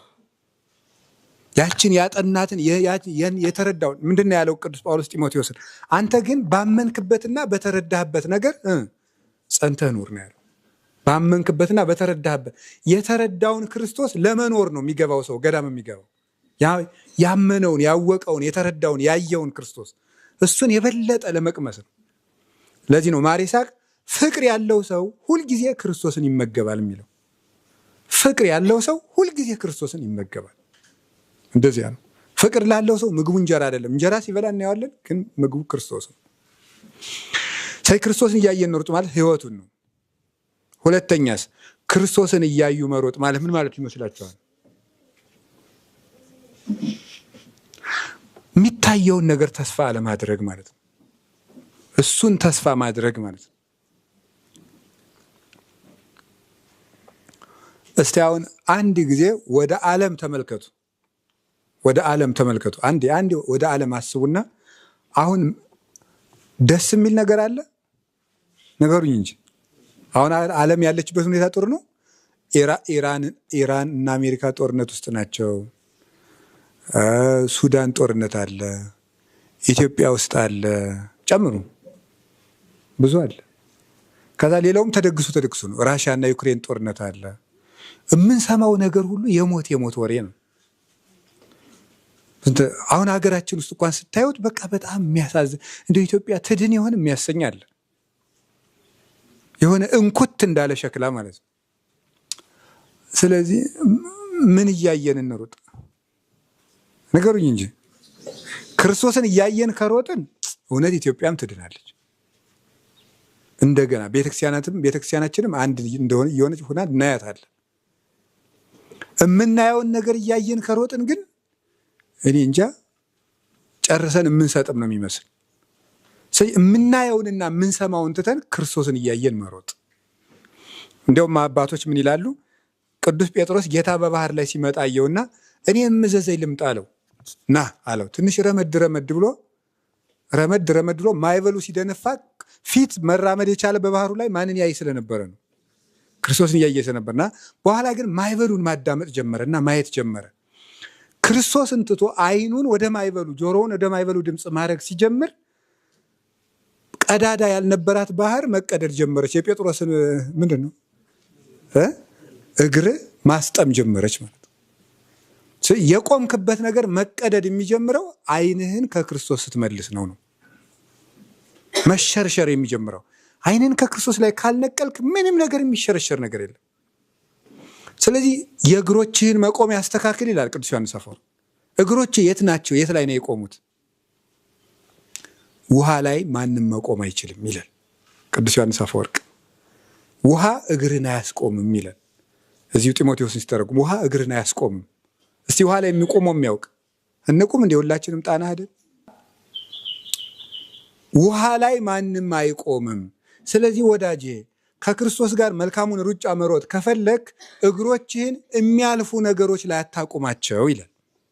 የሚያልፉ ነገሮች ላይ አታቁማቸው። ለዚህ ነው ቅዱስ ዮሐንስ አፈወርቅ የዳዊትን መዝሙር ጠቅስና ወአቀሞን ውስተ ኮኩ ለእገሬ ያለ ዳዊት ይላል መዝሙር 39 ቁጥር 2 ላይ እግሮችን በአለት ላይ አቆማቸው። አለት የተባለ ክርስቶስ ነው። እግዚአብሔር መፍራት ላይ የቆመ እግር ሩጫውን መጨረስ ይችላል። እግዚአብሔር መፍራት ላይ የቆመ እግር። ለዚህ ነው ሁሉም ነገሮች ይምጡ፣ ይሄን ነገር የሚያስቆምም የሚያደክም የለም። ቅዱስ ጳውሎስ ሮሜ ምዕራፍ 8 ቁጥር 35 ጀምሮ ሲናገር እንደምታውቁት ከክርስቶስ ፍቅር ማንም የሚለየን ረሃብ ነው፣ ስደት ነው፣ ጥም ነው፣ ካለ ፍጥረት ነው፣ የሚታየው ነው፣ የማይታየው ነው፣ የሚመጣው ነው ይላል። እግሮቹ አለት ላይ ቆሟል። የሚያልፉ ነገሮች ላይ ከቆምክ ግን መሮጥ አትችልም። የሚያልፉ ነገሮች ማለት ገንዘብ ላይ እግርህን አቁመህ መሮጥ አትችልም። ምድራዊ ሹመት ላይ እግሩን አቁሞ አንድ ሰው መሮጥ አይችልም። ምድራዊነት ላይ ቆሞ መሮጥ አይቻልም። የሚቻለው ክርስቶስ ላይ ቆሞ ነው የሚሮጠው። ስለዚህ ክርስቶስን እያየን እንሩጥ ሲባል ምን ማለት ነው? ተስፋችን እሱን አድርገን እንሩጥ ነው። ምንድነው የዮሴፍ እስራት ለምን ዘገየበት ይሉና አባቶች ሲተረጉሙ ምንድን ነው የሚሉት? ተስፋውን በፍጡር ላይ አድርጎ ነበርና አይደል ያለው። ምንድነው ያለው? ያንን የፈርዖንን ባሪያ ሲፈታ አደራ ፈርዖን ሲፈታ እኔንም ምን እንዳትለኝ ነው ያለው፣ እንዳትረሳኝ አለው። እስከዚያ ድረስ ግን ተስፋ ያደረገው ማን ነበር? እግዚአብሔር ነው። ከዛ ምን አለው ነው የሚለው? ያን ባሪያ ዮሴፍን ረሳው ነው የሚለው መጽሐፍ ቅዱስ። ረሳው። ምክንያቱ ሳለ ምንድን ነው? ዮሴፍ ተስፋውን በሰው ላይ አድርጎ ስለነበረ፣ ሰውየው ከረሳው በኋላ ግን እግዚአብሔር አስታወሰው። ተስፋህን እነገሌ ያሉልኝ አትበል፣ እነገሌ ሳሉልኝ፣ እነገሌ ካሉልኝ፣ እነገሌን እነግራቸዋለሁ ብለህ አትኑር። እንኳ ደግሞ አብሶ እንደው ለመነኮሳት ከሆነ በጣም አሁን ለምሳሌ አንድ መነኩሴ ገዳም ካለበት ከገዳሙ ቢታሰር ወይም ቢደበደብ፣ መደብደብ እንኳን የለም እንደው ቢታሰር ቢገረፍስ ታውቃለህ እንዴ አጎቴ ፖሊስ ነው ቢልስ ኦሮ በስመ አብ። ይሄ ውሃ ላይ የቆመ ሰው ነው። ውሃ ላይ ቆመህ አትሩጥ ያለው ዮሐንስ አፈወርቅ እንዲህ ያለውን ሰው ክርስቶስ ላይ ቁም። የምትተዋወቃቸው ሰዎች ላይ አትቁም። ያጠራቀምካት ገንዘብ ላይ አትቁም። ክርስቶስ ሩጥ። ይሄ ነው ማንም በቃ ይረውጹ ይሰርሩ ወእይደክሙ የሚላቸው እነዚህ ነው። ይሮጣሉ አይደክሙም የሚላቸው ኢሳይያስ እነዚህ ነው። ክንፋቸውም እንደ ንስር ይታደሳል፣ ይሮጣሉ አይደክሙም የሚላቸው እነዚህ ነው። ክርስቶስ ላይ የቆመ ሰው መሀል ላይ አይቆምም። ስለዚህ ትምክት እንደውም አንድ ሰው 69 ዓመት በበረሃ ኑሮ በኋላ ታሞ እግዚአብሔር ነበር የሚመግበውና መታመሙን የሰማ አንድ ሰው ከከተማ መጥቶ ምግብ ዞለት ሄደ። እስከዚያ ድረስ እግዚአብሔር ነበር የሚመግበው። ኋላ እንካይችን ምግብ ሲለው ምን አለ? 69 የመገበኝን እግዚአብሔር አንድ ቀን የጣፈጠ ምግብ አምጥተህ ልታጣላኝ ነው አለው። እግዚአብሔር አለልኝ ማለት ልታስተወኝ ነው አለው። ስለዚህ እግዚአብሔርን ትምክት ማድረግ እሱን እያየን መሮጥ ነው። መዳረሻችንን እሱን ማድረግ።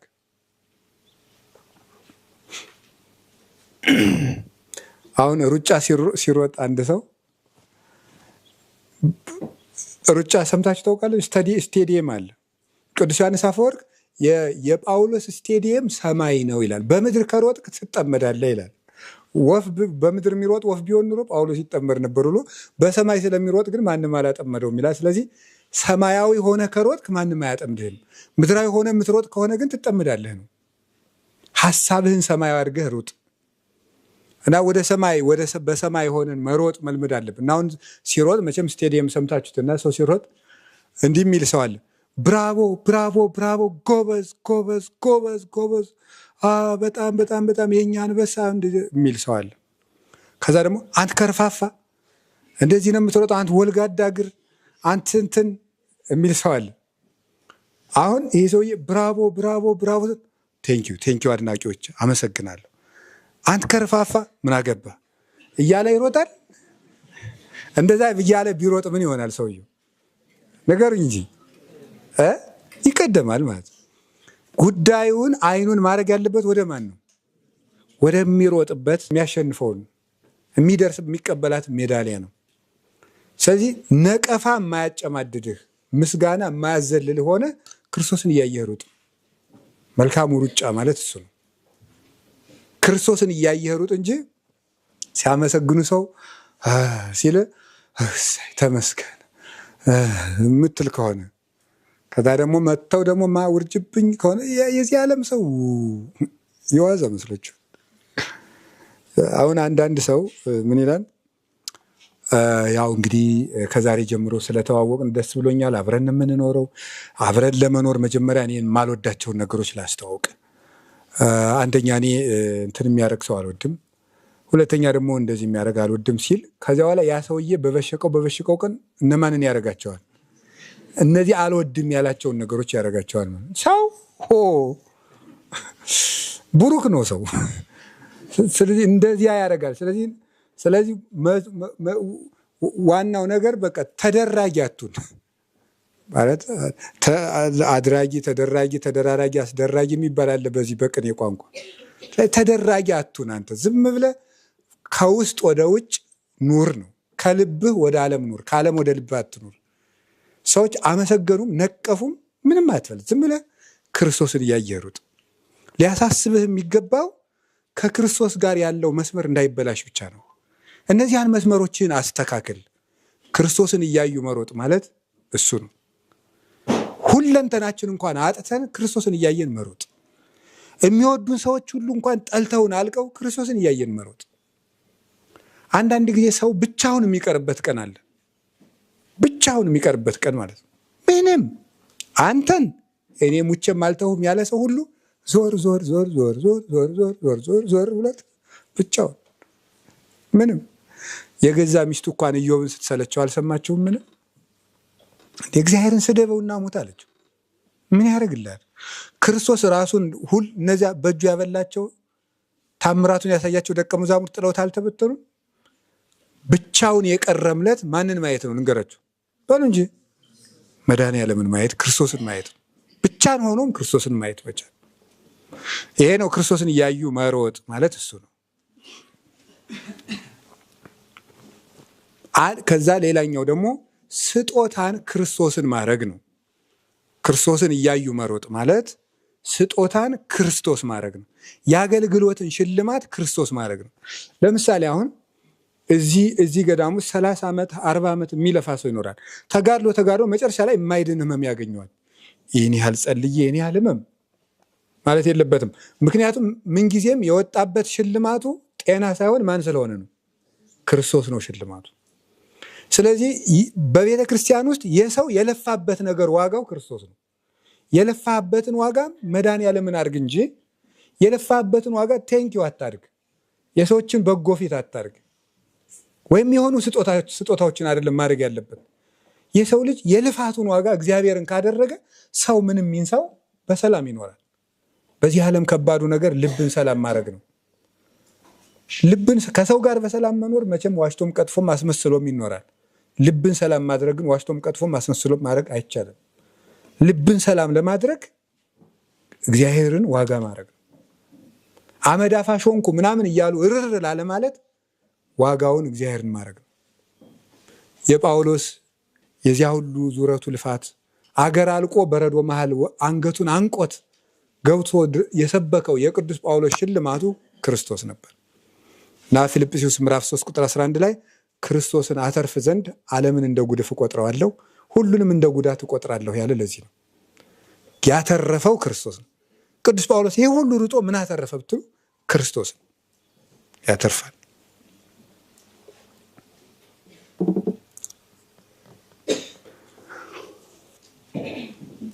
ሌላው አራተኛው ክርስቶስን እያዩ መሮጥ ማለት የክርስቶስን ሕግ እያዩ መሮጥ። አንድ ክርስቲያን የቀን ውሎውን የሚገመግመው በክርስቶስ ፍቅር ነው።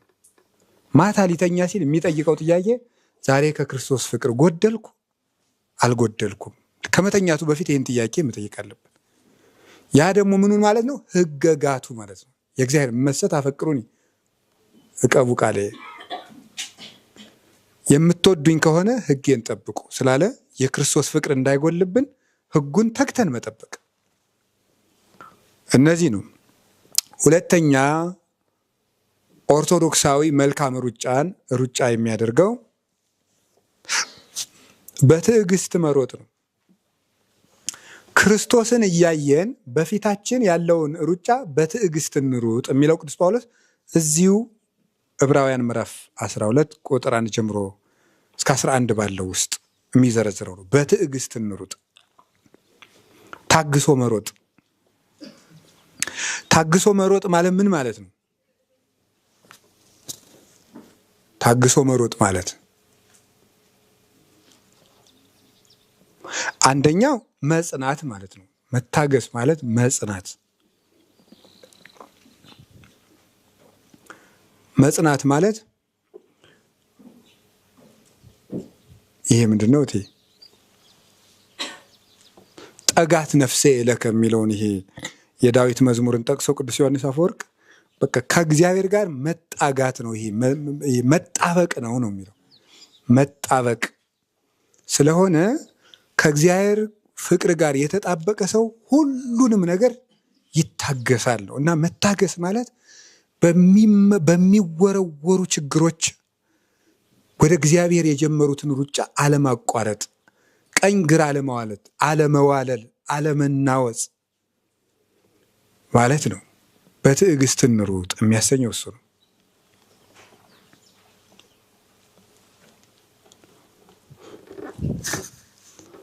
ሁለተኛው በትዕግስት መሮጥ ማለት መቆየት ማለት ነው። መቆየት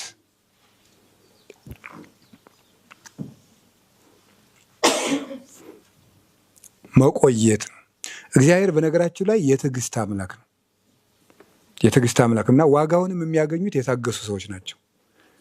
ምንም ነገር ጠይቀን አሁን ትዕግስት ነው የሚያንሳን። ትዕግስት ያስፈልጋል በጣም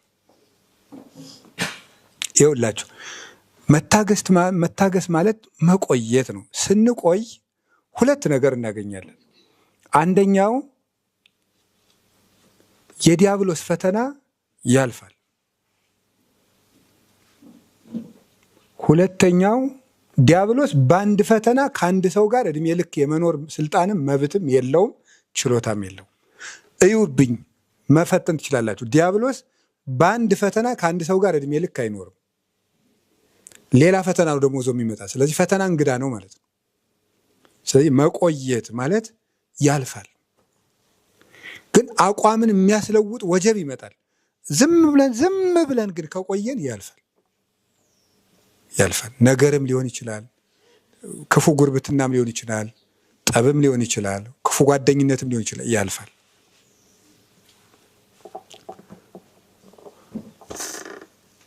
ከዛ ደግሞ እግዚአብሔርም መምጣቱ አይቀርም ነው የምንቆየው። ለዚያ ነው ጸኒሐ ጸናሕክዎ ለእግዚአብሔር፣ እግዚአብሔርን ቆይቼ ደጅ ጸናሁት። ሰምዐኒ ወተመይጠኒ ወሰምዐኒ ቃለ ስእለቴ፣ እሱም ሰማኝ ገጸ ምሕረቱንም ወደ እኔ መለሰልኝ፣ የልመናዬንም ቃል አደመጠ ይላል ቅዱስ ዳዊት መዝሙር 39 ላይ። ስለዚህ እግዚአብሔርን ቆይቼ ደጅ ጸናሁት። እግዚአብሔርን ደጅ መጽናት አንዳንድ ጊዜ ሊመለስልን ስንል ለፍተን እናቋርጠዋለን። ሁሉን ነገር ጠይቀን የሚመለስበት ቀን እናቋርጠዋለን። ስለዚህ ዛሬ ካልመጣህ ብለን እግዚአብሔርን እኛ በቀጠርነው ቀን እንዲመጣ አስገድደን የእሱን እቅድ አበላሽተን የእሱን ፈቃድ ጥሰን በገዛ ፈቃዳችን ካልመጣህ ብለን ውረድ ሜዳ ብለን እግዚአብሔርን አኩርፈን ከሱ መለየት የለብንም። መቆየት የዓለም መዳን እኮ 5000 ዓመት ነው የተቆየው አይደለም? መቆየት ያስፈልጋል። መቆየት ቅዱስ ያሬድን ያስተማረችው ትል ምንድን ነው ያስተማረችው? ስንት ጊዜ ነው የወደቀችው?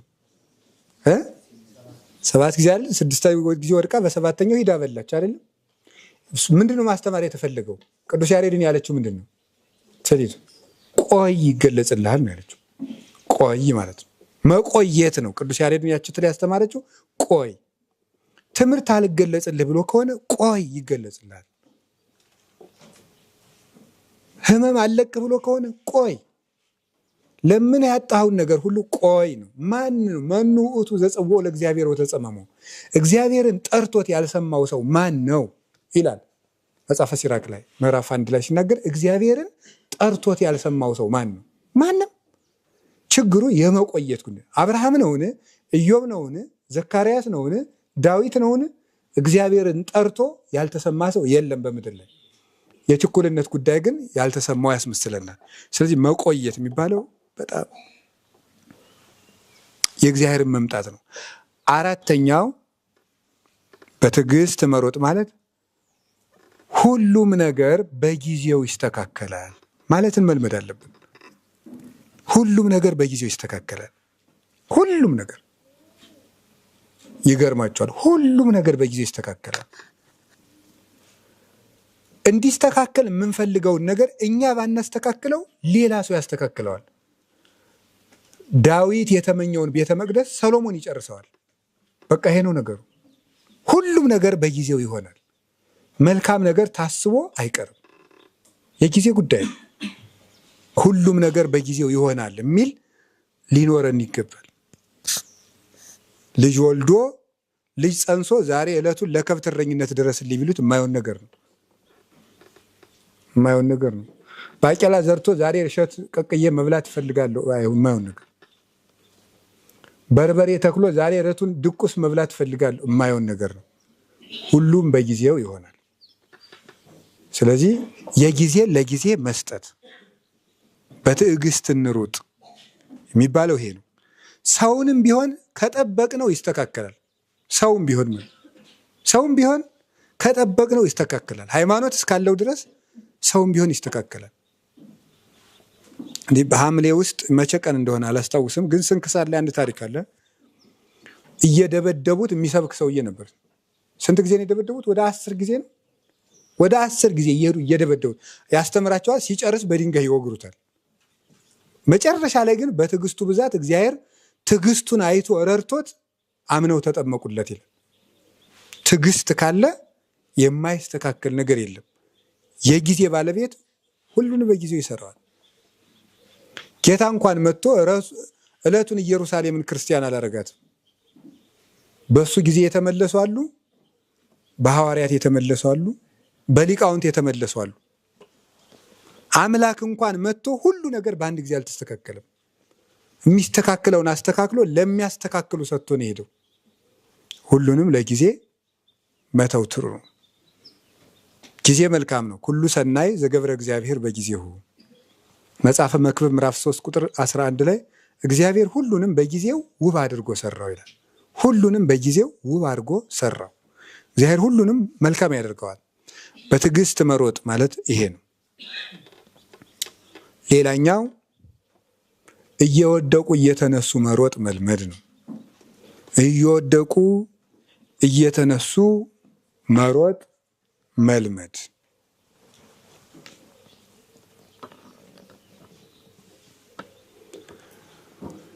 እየወደቁ እየተነሱ መሮጥ መልመድ። ክርስትና ምን ሩጫ ነው ያለው? ርዕሳችን ምንድን ነው? አቤት መልካም ምን ሩጫ ነው? አንዴ በሉላችሁ። መልካም ሩጫ ነው። አሁን መልካም ሩጫ ሆኖ እየሮጥኩ መልካም ሩጫ እየሮጥኩ ግን መሀል ላይ ምን አለው? መሰበር፣ መውደቅ፣ መነሳት፣ መራብ፣ መጠማት አለበት። ክርስትና ሰተት ብሎ ዝም ብሎ የሚሮጡበት አይደለም። እስቲ አሁን እግዚአብሔር ያሳያችሁ። ቅዱስ ጳውሎስ እንዴት ያለውን ሩጫ ያለው ነው ያለ? መልካሙን በሉ እንጂ። አቤት ግን ቅዱስ ጳውሎስ ወድቆ አያውቅም? ንገሩኝ እንጂ። ያውቃል እኮ። ሌላው ቢቀር እምነት፣ ተስፋ፣ ፍቅር ጸንተው ይኖራሉ፣ ፍቅር ግን ለዘላለም አይሻርም አለ። ግን ቅዱስ ጳውሎስ ተስፋ ቆርጦ አያውቅም? ያውቃል። ተስፋ ቆርጠን ነበር ብሎ ጽፏል እሱ ራሱ። ተስፋ ቆርጠን ነበር ብሎ አንደኛ ጢሞቴዎስ ምዕራፍ 2 ሁለተኛ ቆሮንቶስ ምዕራፍ 1 ላይ እስከ ቀበጽና ለሕይወት እንኖራለን ማለትን ተስፋ ቆርጠን ነበር፣ እግዚአብሔር ግን ይህን ከሚያህል ሞት አዳነን ብሏል። ጳውሎስ እንኳን የደከመው ቀን ነበር ማለት ነው። ቅዱስ ጳውሎስ እንኳን። ቅዱስ ጴጥሮስ አልወደቀም ነበር? ነገሩኝ እንጂ እንደ በደንብ እንጂ። በምንድን ነው የወደቀው የነበረው? በክህደት። በባህር ላይ በእግሩ ያስጎዘውን እንጀራ በርክቶ ያበላውን በመለኮት ብርሃን ያስዋኘውን ጌታውን ምንድን ነው ያለው? እሱን ሰውዬ አላውቀውም። ስለዚህ ጴጥሮስም እየወደቀ እየተነሳ ነው የሮጠ ማለት ነው። ፈርቶ ያውቃል። ጌታ አሳ አታጥምድ ብሎት መልሶ ሲያጠምድ ተገኝቷል። ብዙ ቀን ቅዱስ ጴጥሮስ ደክሞታል። ዓለምን ሁሉ ሂዳችሁ ለፍጥረት ወንጌልን ስበኩ ከተባለ በኋላ እኔ የቆርኔሌዎስ የሚባለውን አልቀበልም ብሏል። ጌታ ግን መጀመሪያ ለፍጥረት ሁሉ ወንጌልን ስበክ፣ ዓለምን ሁሉ አብሮ ነው ያለው። ግን እንደ ሰው ግን ይሄ ቆርኔሌዎስ የሚባለው ሰውዬ ከአይሁድ ወገን ስላልሆነ ይኮን ከባድ ነው መቀበል አለ። ዛስተናጻህ እግዚአብሔር አንተ የታስተራኩ እግዚአብሔር የቀደሰውን አንተ እርኩስ ነው አትበል አስተምርታሉ። ስለዚህ አባቶቻችን በህሊና የወደቁበት ቀን አለ፣ በአንደበታቸው የሳቱበት ቀን አለ፣ በተግባር የካዱበት ቀን አለ። ስለዚህ ይሄ ምን ማለት ይመስላችኋል? እንዴት ጌታ ሆይ ቆይ እኔ እስከ መቼ ነው ማታወጣኝ ከዚህ ነገር ጥሩ ነው እንዲያወጣን መለመን፣ ግን እግዚአብሔርን መሰልቸት የለብንም። ኃጢአትን ነው መሰልቸት ያለብን። እግዚአብሔርን መሰልቸት፣ ክርስትናውን መሰልቸት የለብንም። በቃ ይሄ ሃይማኖት በቃ አስጨናቂ ሃይማኖት ነው። በቃ እንዴት ነው የምንዘልቀው? በቃ እናዘዛለሁ እወድቃለሁ፣ እናዘዛለሁ እወድቃለሁ፣ እናዘዛለሁ እወድቃለሁ። በቃ እየወደቅን እየተነሳን እንሮጣለን። ጻድቅ 7 ጊዜ ይወድቃል፣ 7 ጊዜ ይነሳል። ይህን አምኖ መቀበል ነው። ይህን ማለት ለውድቀት ጠበቃ ማቆም ሳይሆን በወደቁ ጊዜ ለመነሳት ይሄን ምርኩዝ ማድረግ ማለት ነው። መውደቁም በተደጋገመ ጊዜና ስብራቱ በተደጋገመ ጊዜ ምን ማለት ነው? ስንት ቀን ነው የደከሙት? በክደት የደከሙ አሉ፣ በሆዳምነት የደከሙ አሉ፣ በውሸት የደከሙ አሉ፣ በዝሙት የደከሙ አሉ። ትልልቅ ታሪክ የምንተርክላቸው ማለት ነው። አባ እንጦንስ አረ እኔ እንግዲህ ሚስት ላገባ ነው ወንድም ያልዘልቀውም ብሎ ወጥቶ ያውቃል። ቅዱስ ሚካኤል ነው መጥቶ ኧረ ተው ብሎ ይመልሰው ያረጋጋው። አባ ጳኩሚስ አካሉ ለጅብ ሊያስበላ እስከሚደርስ ድረስ ተፈትኗል። እባክሽ ብዩ ተብለሽ ታዘሽ እንደሆነ አካሌን ብይልኝ እስኪል ድረስ ብረት አግሎ ሰውነቱን እስከመተኮስ ድረስ ተፈትነዋል። ወድቀው የተነሱ አሉ፣ አፋፍ ላይ ደርሰው የተመለሱ አሉ፣ ደክመው የበረቱ አሉ። በአምሮት የተፈታ አባ ሙሴ ጸሊም በረሃ ውስጥ ሆኖ የስጋ አምሮት ልቡናውን ብክን አደረገው። ቢጨንቀው እባቡን ጠብሶ ስጋና ያማረ ይህን ብላ አለው። ብዙ ስለዚህ ክርስትና የፍጹምነት ሕግ ቢሆንም ፍጹምነቱ የምንደርስበት ነው እንጂ አሁን ግን የፍጹማን መንገድ ብቻ አይደለም፣ የደካሞችን መንገድ ነው። ወድቀው የሚነሱት የሚለማመዱትን መንገድ ነው እንጂ ፍጹማን ብቻ የሄዱበት መንገድ አይደለም። ደካሞችም ወድቀው ተነስተው የደረሱበት መንገድ ነው። ስለዚህ ስንሰበር፣ ስንወድቅ፣ ሲያንሸራትተን፣ ጠልፎ ሲጥለን ራሳችን መሰልቸት የለብንም። የሰው ልጅ ራሱን ከጠላ መነሻ የለውም። ራስን መገሰጽና ራስን መጥላት የተለያዩ ነገሮች ናቸው። ለልብ ራስ ይቅርታ ካላደረጉለት ይህ ዓለም እንደሆነ ማንም ይቅር ባይ የለም። በፍጹም ልብን ራስ ነው ይዞ የሚነሳ። ግብኢ ነፍሴ ውስተ ዕረፍትኪ፣ ነፍሴ ወደ ዕረፍትሽ ተመለሽ። እሴፎ ለዘያድኅነኒ እምንባዜ ወማውሎ፣ ከትካዜ ከአውሎ የሚያድነኝን እግዚአብሔርን ተስፋ አድርገዋለሁ። ነፍሴ ሆይ ወደ ዕረፍትሽ ተመለሽ እያሉት ራስን ማበርታት፣ አይዞህ ማለት ያስፈልጋል። ቦንሳ ዘይከውን ምነ ሰይጣን፣ ከሰይጣን የሚሆን ጸጸት አለ ይላል ቅዱስ ጳውሎስ። ራስን መጥላት ሰይጣናዊ ጸጸት ነው።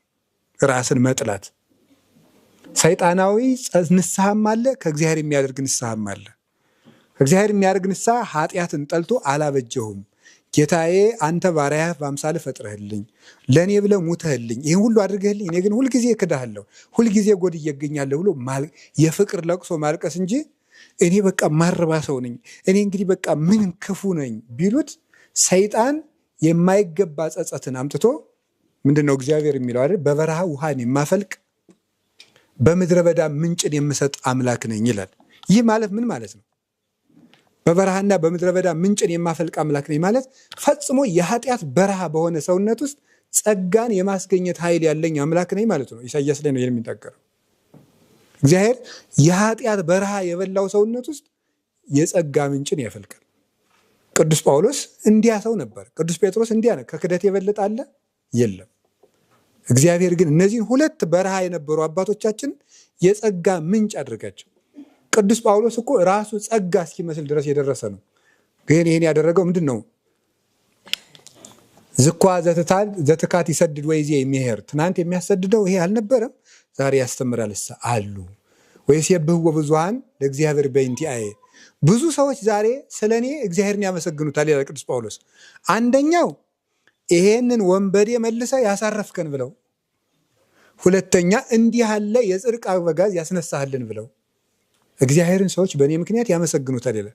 እግዚአብሔርን አሰዳቢ የነበረ ሰው እግዚአብሔርን አስመስጋይ ሊሆን ይችላል ተመልሶ በእግዚአብሔር ቸርነት። ስለዚህ መሮጥ ያለብን እየወደቅን እየተነሳን ነው እንጂ ቀኝ ግራ የለም። ቀጥ ብለህ ትሄዳለህ። ከወደቅ የራስ ጉዳይ የሚባል ሩጫ በክርስትና የለም። ትዕቢት ነው ራሱ እንደዚህ ማለት። ስለዚህ ስንወድቅ እግዚአብሔርን ይቅርታ ጠይቀን በኃጢአታችን አላበጀውም ብለን ገስጸን ለራሳችን አይዞ ትደርሳለህ ብሎ አንድ ጸሐፊ እንዲያውም የጻፈው ጽሑፍ የገረመኝ እንግዳን የምትንከባከበውን ያህል ራስህን ተንከባከብ ብሎ ጽፎ ገርሞኛል። ገብቷቸዋል። እንግዳን ይሄ የሳይኮሎጂ የራስ ወዳድነት ትምህርት ነው፣ ግድ የለም። እኔ ግን በበጎ ወስጀው ሰው አሁን ለምሳሌ ልንገራቸው አንድ ጥያቄ። አንድ ሰው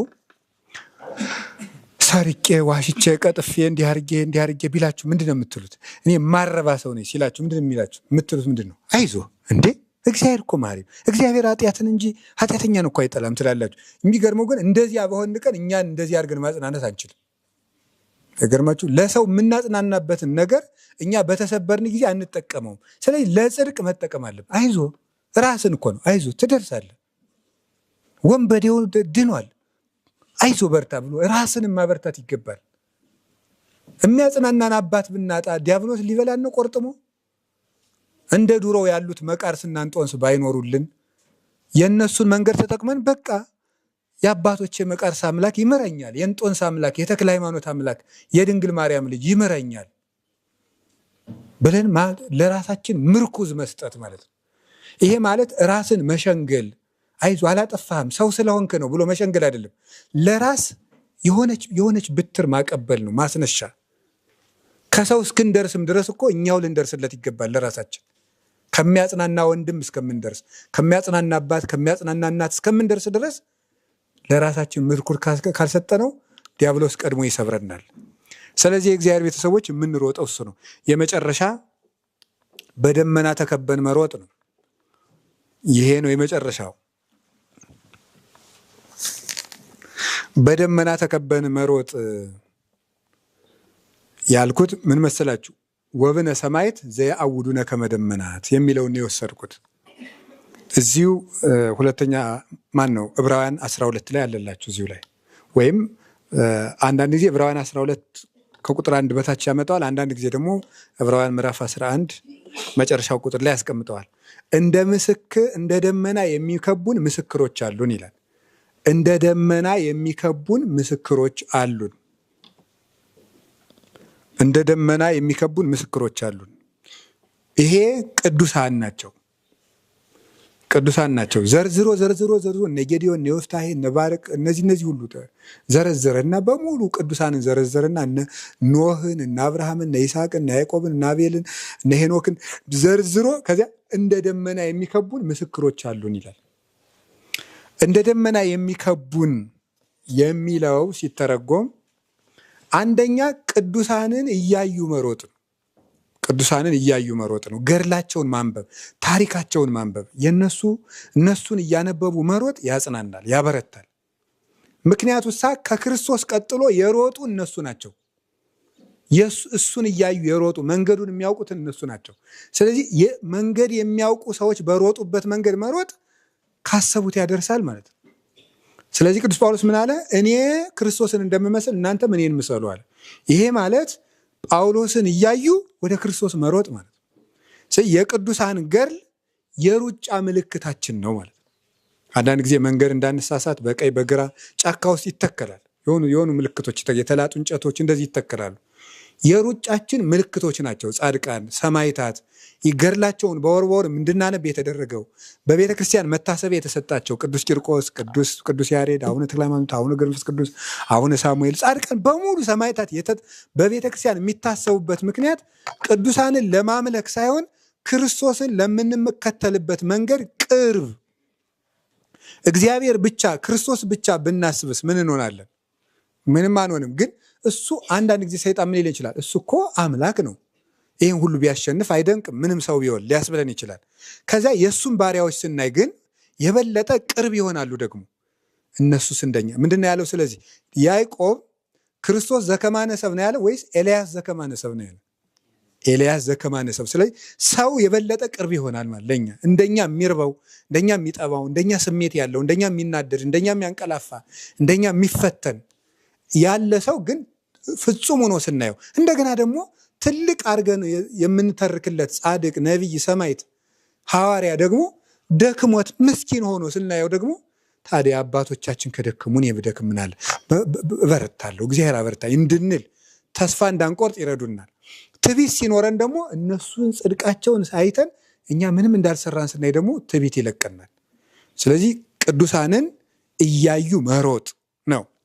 ሌላኛው ግን ተከቦ መሮጥ ማለት ብቻችን አይደለንም ማለት ነው። ቅዱሳን ከበውን ነው የምንሮጠው። በጸሎት ነው የሚከቡን። በጸሎት ኢትዮጵያውያን እንዲያውም ይገርማል። የግብፅ ኦርቶዶክስ ተዋሕዶ ቤተክርስቲያን ቅዱሳንን በደንብ ምዕመናን እንዲጠቀሙባቸው ታደርጋለች። አሁን ራሱ መቃብራቸው ጋር እየሄዱ ስማቸውን እየጻፉ ይጥላሉ። አሁን ብፁዕ ቅዱስ አቡነ ሽኖዳ መቃብር ላይ እንኳን ስንት ወረቀት ነው ተከምሮ ያየሁት። ሰው ወረቀት እየጻፈ ቅዱስ አባታችን ያስቡን እያለ ይጥላል። ኢትዮጵያ ውስጥ ጻድቃን ሞልተውናል፣ ግን አንጠቀምባቸው። ቅዱሳን እኛን ከበው ሊንከባከቡ ክርስቶስ ያዘዘልን መድኃኒት አዋቂዎች ናቸው። የእሱን ድነት ተሸክመው የሚዞሩ ድነት ተሸካሚዎች ናቸው። ተንከባካቢዎች ናቸው። ቁስል ይዞ ተፈንክቶ የወደቀው የዚህ ምስኪን ሉቃስ 10 ያለው የዚህ ህመምተኛ ዘይት አፍሳሾች ናቸው። ከደጉ ሳምራዊ ተቀብለው አስታማሚዎች፣ ቁስል ፈዋሾቻችን ናቸው። እነማን? ቅዱሳን አባቶቻችን። ደመና ያላቸው ለምንድን ነው ይመስላችኋል? አንደኛ ዝናብ ተሸክመው ይመጣሉ። ክርስቶስን ይዘው ነው የሚመጡት። ምሕረት ይዘውልን ይመጣሉ፣ የሚያስቀስፍ ኃጢአት ቢኖረን። ሁለተኛ ደግሞ ደመና ፀሐዩን ራሱ ይመታና ከታች ላሉት ጥላ ይሰጣል። አይደለም ንሕነ ነሐምም ከመ አንትሙ ትትፈስሑ ይላል ቅዱስ ጳውሎስ ሁለተኛ ቆሮንቶስ ምዕራፍ 3 ላይ ሲናገር እናንተን ደስ እንዲላችሁ እኛ እንጨነቃለን ይላል። ንሕነ ነሐምም ከመ አንትሙ ትትፈስሑ፣ እናንተን ደስ እንዲላችሁ እኛ እንጨነቃለን። ደመናው ፀሐዩን እንዲመታና ታች ላሉት ግን ጥላ ይሰጣል። አባቶቻችን ቅዱስ ቂርቆስ ብለን ስንጠራ እሱ ስለቱን ተቀብሎ ሰይፉን ተቀብሎ በበርሚል መቀቀሉን ተቀብሎ በጉጠት ዓይን መውጣቱን ሆድ መሰንጠቁን ተቀብሎ ነው ለእኛ ምሕረት የሚያሰጠን። እኛን ከበው ይኖራሉ። ደግሞ ይሄ ረድኤታቸው ብዙ ስለሆነ ነው የሚከቡን ያላቸው ረድኤታቸው በጣም ብዙ ነው። የከበበ ሰው ዙሪያውን ነው የሚጠብቅ አይደል? የመክበብ ዙሪያውን ነው። ፊት የቆመ ቢል ግን አንድ ቦታ ላይ የቆመ ይሆናል። መክበብ ያለው ግን አንድ ቅዱስ ነጠላ ጸጋ አይደለም ያለው፣ በጣም በብዙ መንገድ የሚረዳበትን ጸጋ ነው እግዚአብሔር የሚሰጠው። አሁን ቅዱስ ጳውሎስ ስንት ጸጋ ነው ያለው እና ቅዱስ ዮሐንስ አፈወርቅ ለዚህ ነው ምሉዐ ጸጋ ጳውሎስ የሚለው፣ ከድንግል ማርያም ቀጥሎ ጸጋን የተመላው ጳውሎስ የሚለው ለዚህ ነው። ሁሉንም አይነት መድኃኒት ለሁሉም አይነት በሽተኛ የሚያውቅ ሐኪም ይለዋል ደግሞ። ስለዚህ ምንድነው የከበቡን በአንድ ሰማዕት ሁሉን ጸጋ እንዲሰጥ እግዚአብሔር ያሳድርበታል። ስንሮጥ ብቻችን አይደለንም። ተክለ ሃይማኖት ድረሱልን ብንል፣ ገብረ መንፈስ ቅዱስ ድረሱልን ብንል፣ ጴጥሮስ ጳውሎስ ድረሱልን ብንል፣ ሰማዕቱ ቅዱስ ቂርቆስ ድረስልን፣ ቅዱስ ያሬድ ድረስልን፣ ኢየሉጣ ድረስልን፣ ክርስቶስ ሰምራ ብንል እነዚህ ሁሉ ረዳቶቹ ነው፣ ከበውን ነው የሚኖሩት። ስለዚህ ሩጫው በብዙ ረዳት የታገዘ ነው። እንዘልቀዋለን። ብዙ ረዳቶች፣ ብዙ ምርኩስ ሰጮች፣ ብዙ እጅ ስበው የሚሮጡ ኃያላን የማይሸነፉ የማይደክም ክንፍ ደክመኑ ክንፍከ ገብረ መንፈስ ቅዱስ ኪሩብ ነው ያለው አይደለ? የመልክአ ገብረ መንፈስ ቅዱስ ደራሲው። እንደው በዚህ አይነት መከራ ውስጥ እጹብ በሆነ መከራ ስጨነቅ ኪሩብ መልአክን የምትመስል ገብረ መንፈስ ቅዱስ እኔን የምትረዳበት ክንፍህ ደከመ፣ ታጠፈ፣ ዛለብህን ነው ያለው መልክአ ገብረ መንፈስ ቅዱስን የደረሰው። ስለዚህ ፈጥነው የሚደርሱበት የረድኤት ክንፍ ያላቸው ፈጣን ቅዱሳን አባቶቻችን ቅዱሳን መላእክት። ለዚህ ነው አረጋዊ መንፈሳዊ ከሚያስጨንቁህን አጋንንትን ትተህ ሊረዱህ የሚፋጠኑ መላእክትን አስብ የሚለው። አንተን ለመርዳት እንደ ውሃ ጥም የሚቸኩሉ ቅዱሳን አሉ። እነሱን አስብ።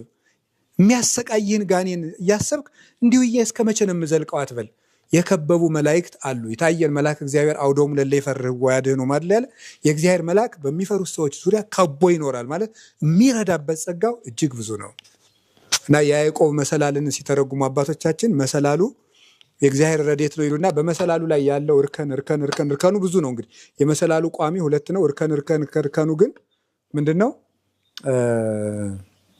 በጣም ብዙ ነውና እግዚአብሔር እናንተን የምረዳበት ብዙ ነው ሲል ነው ብለው አንድምታ ተርጓሚ ሊቃውንት ተርጉሞታል። በብዙ ጎዳና እረዳችኋለሁ ሲል ነው። መከራው ብዙ ቢሆን ግን እግዚአብሔር መርጃው ብዙ ነው።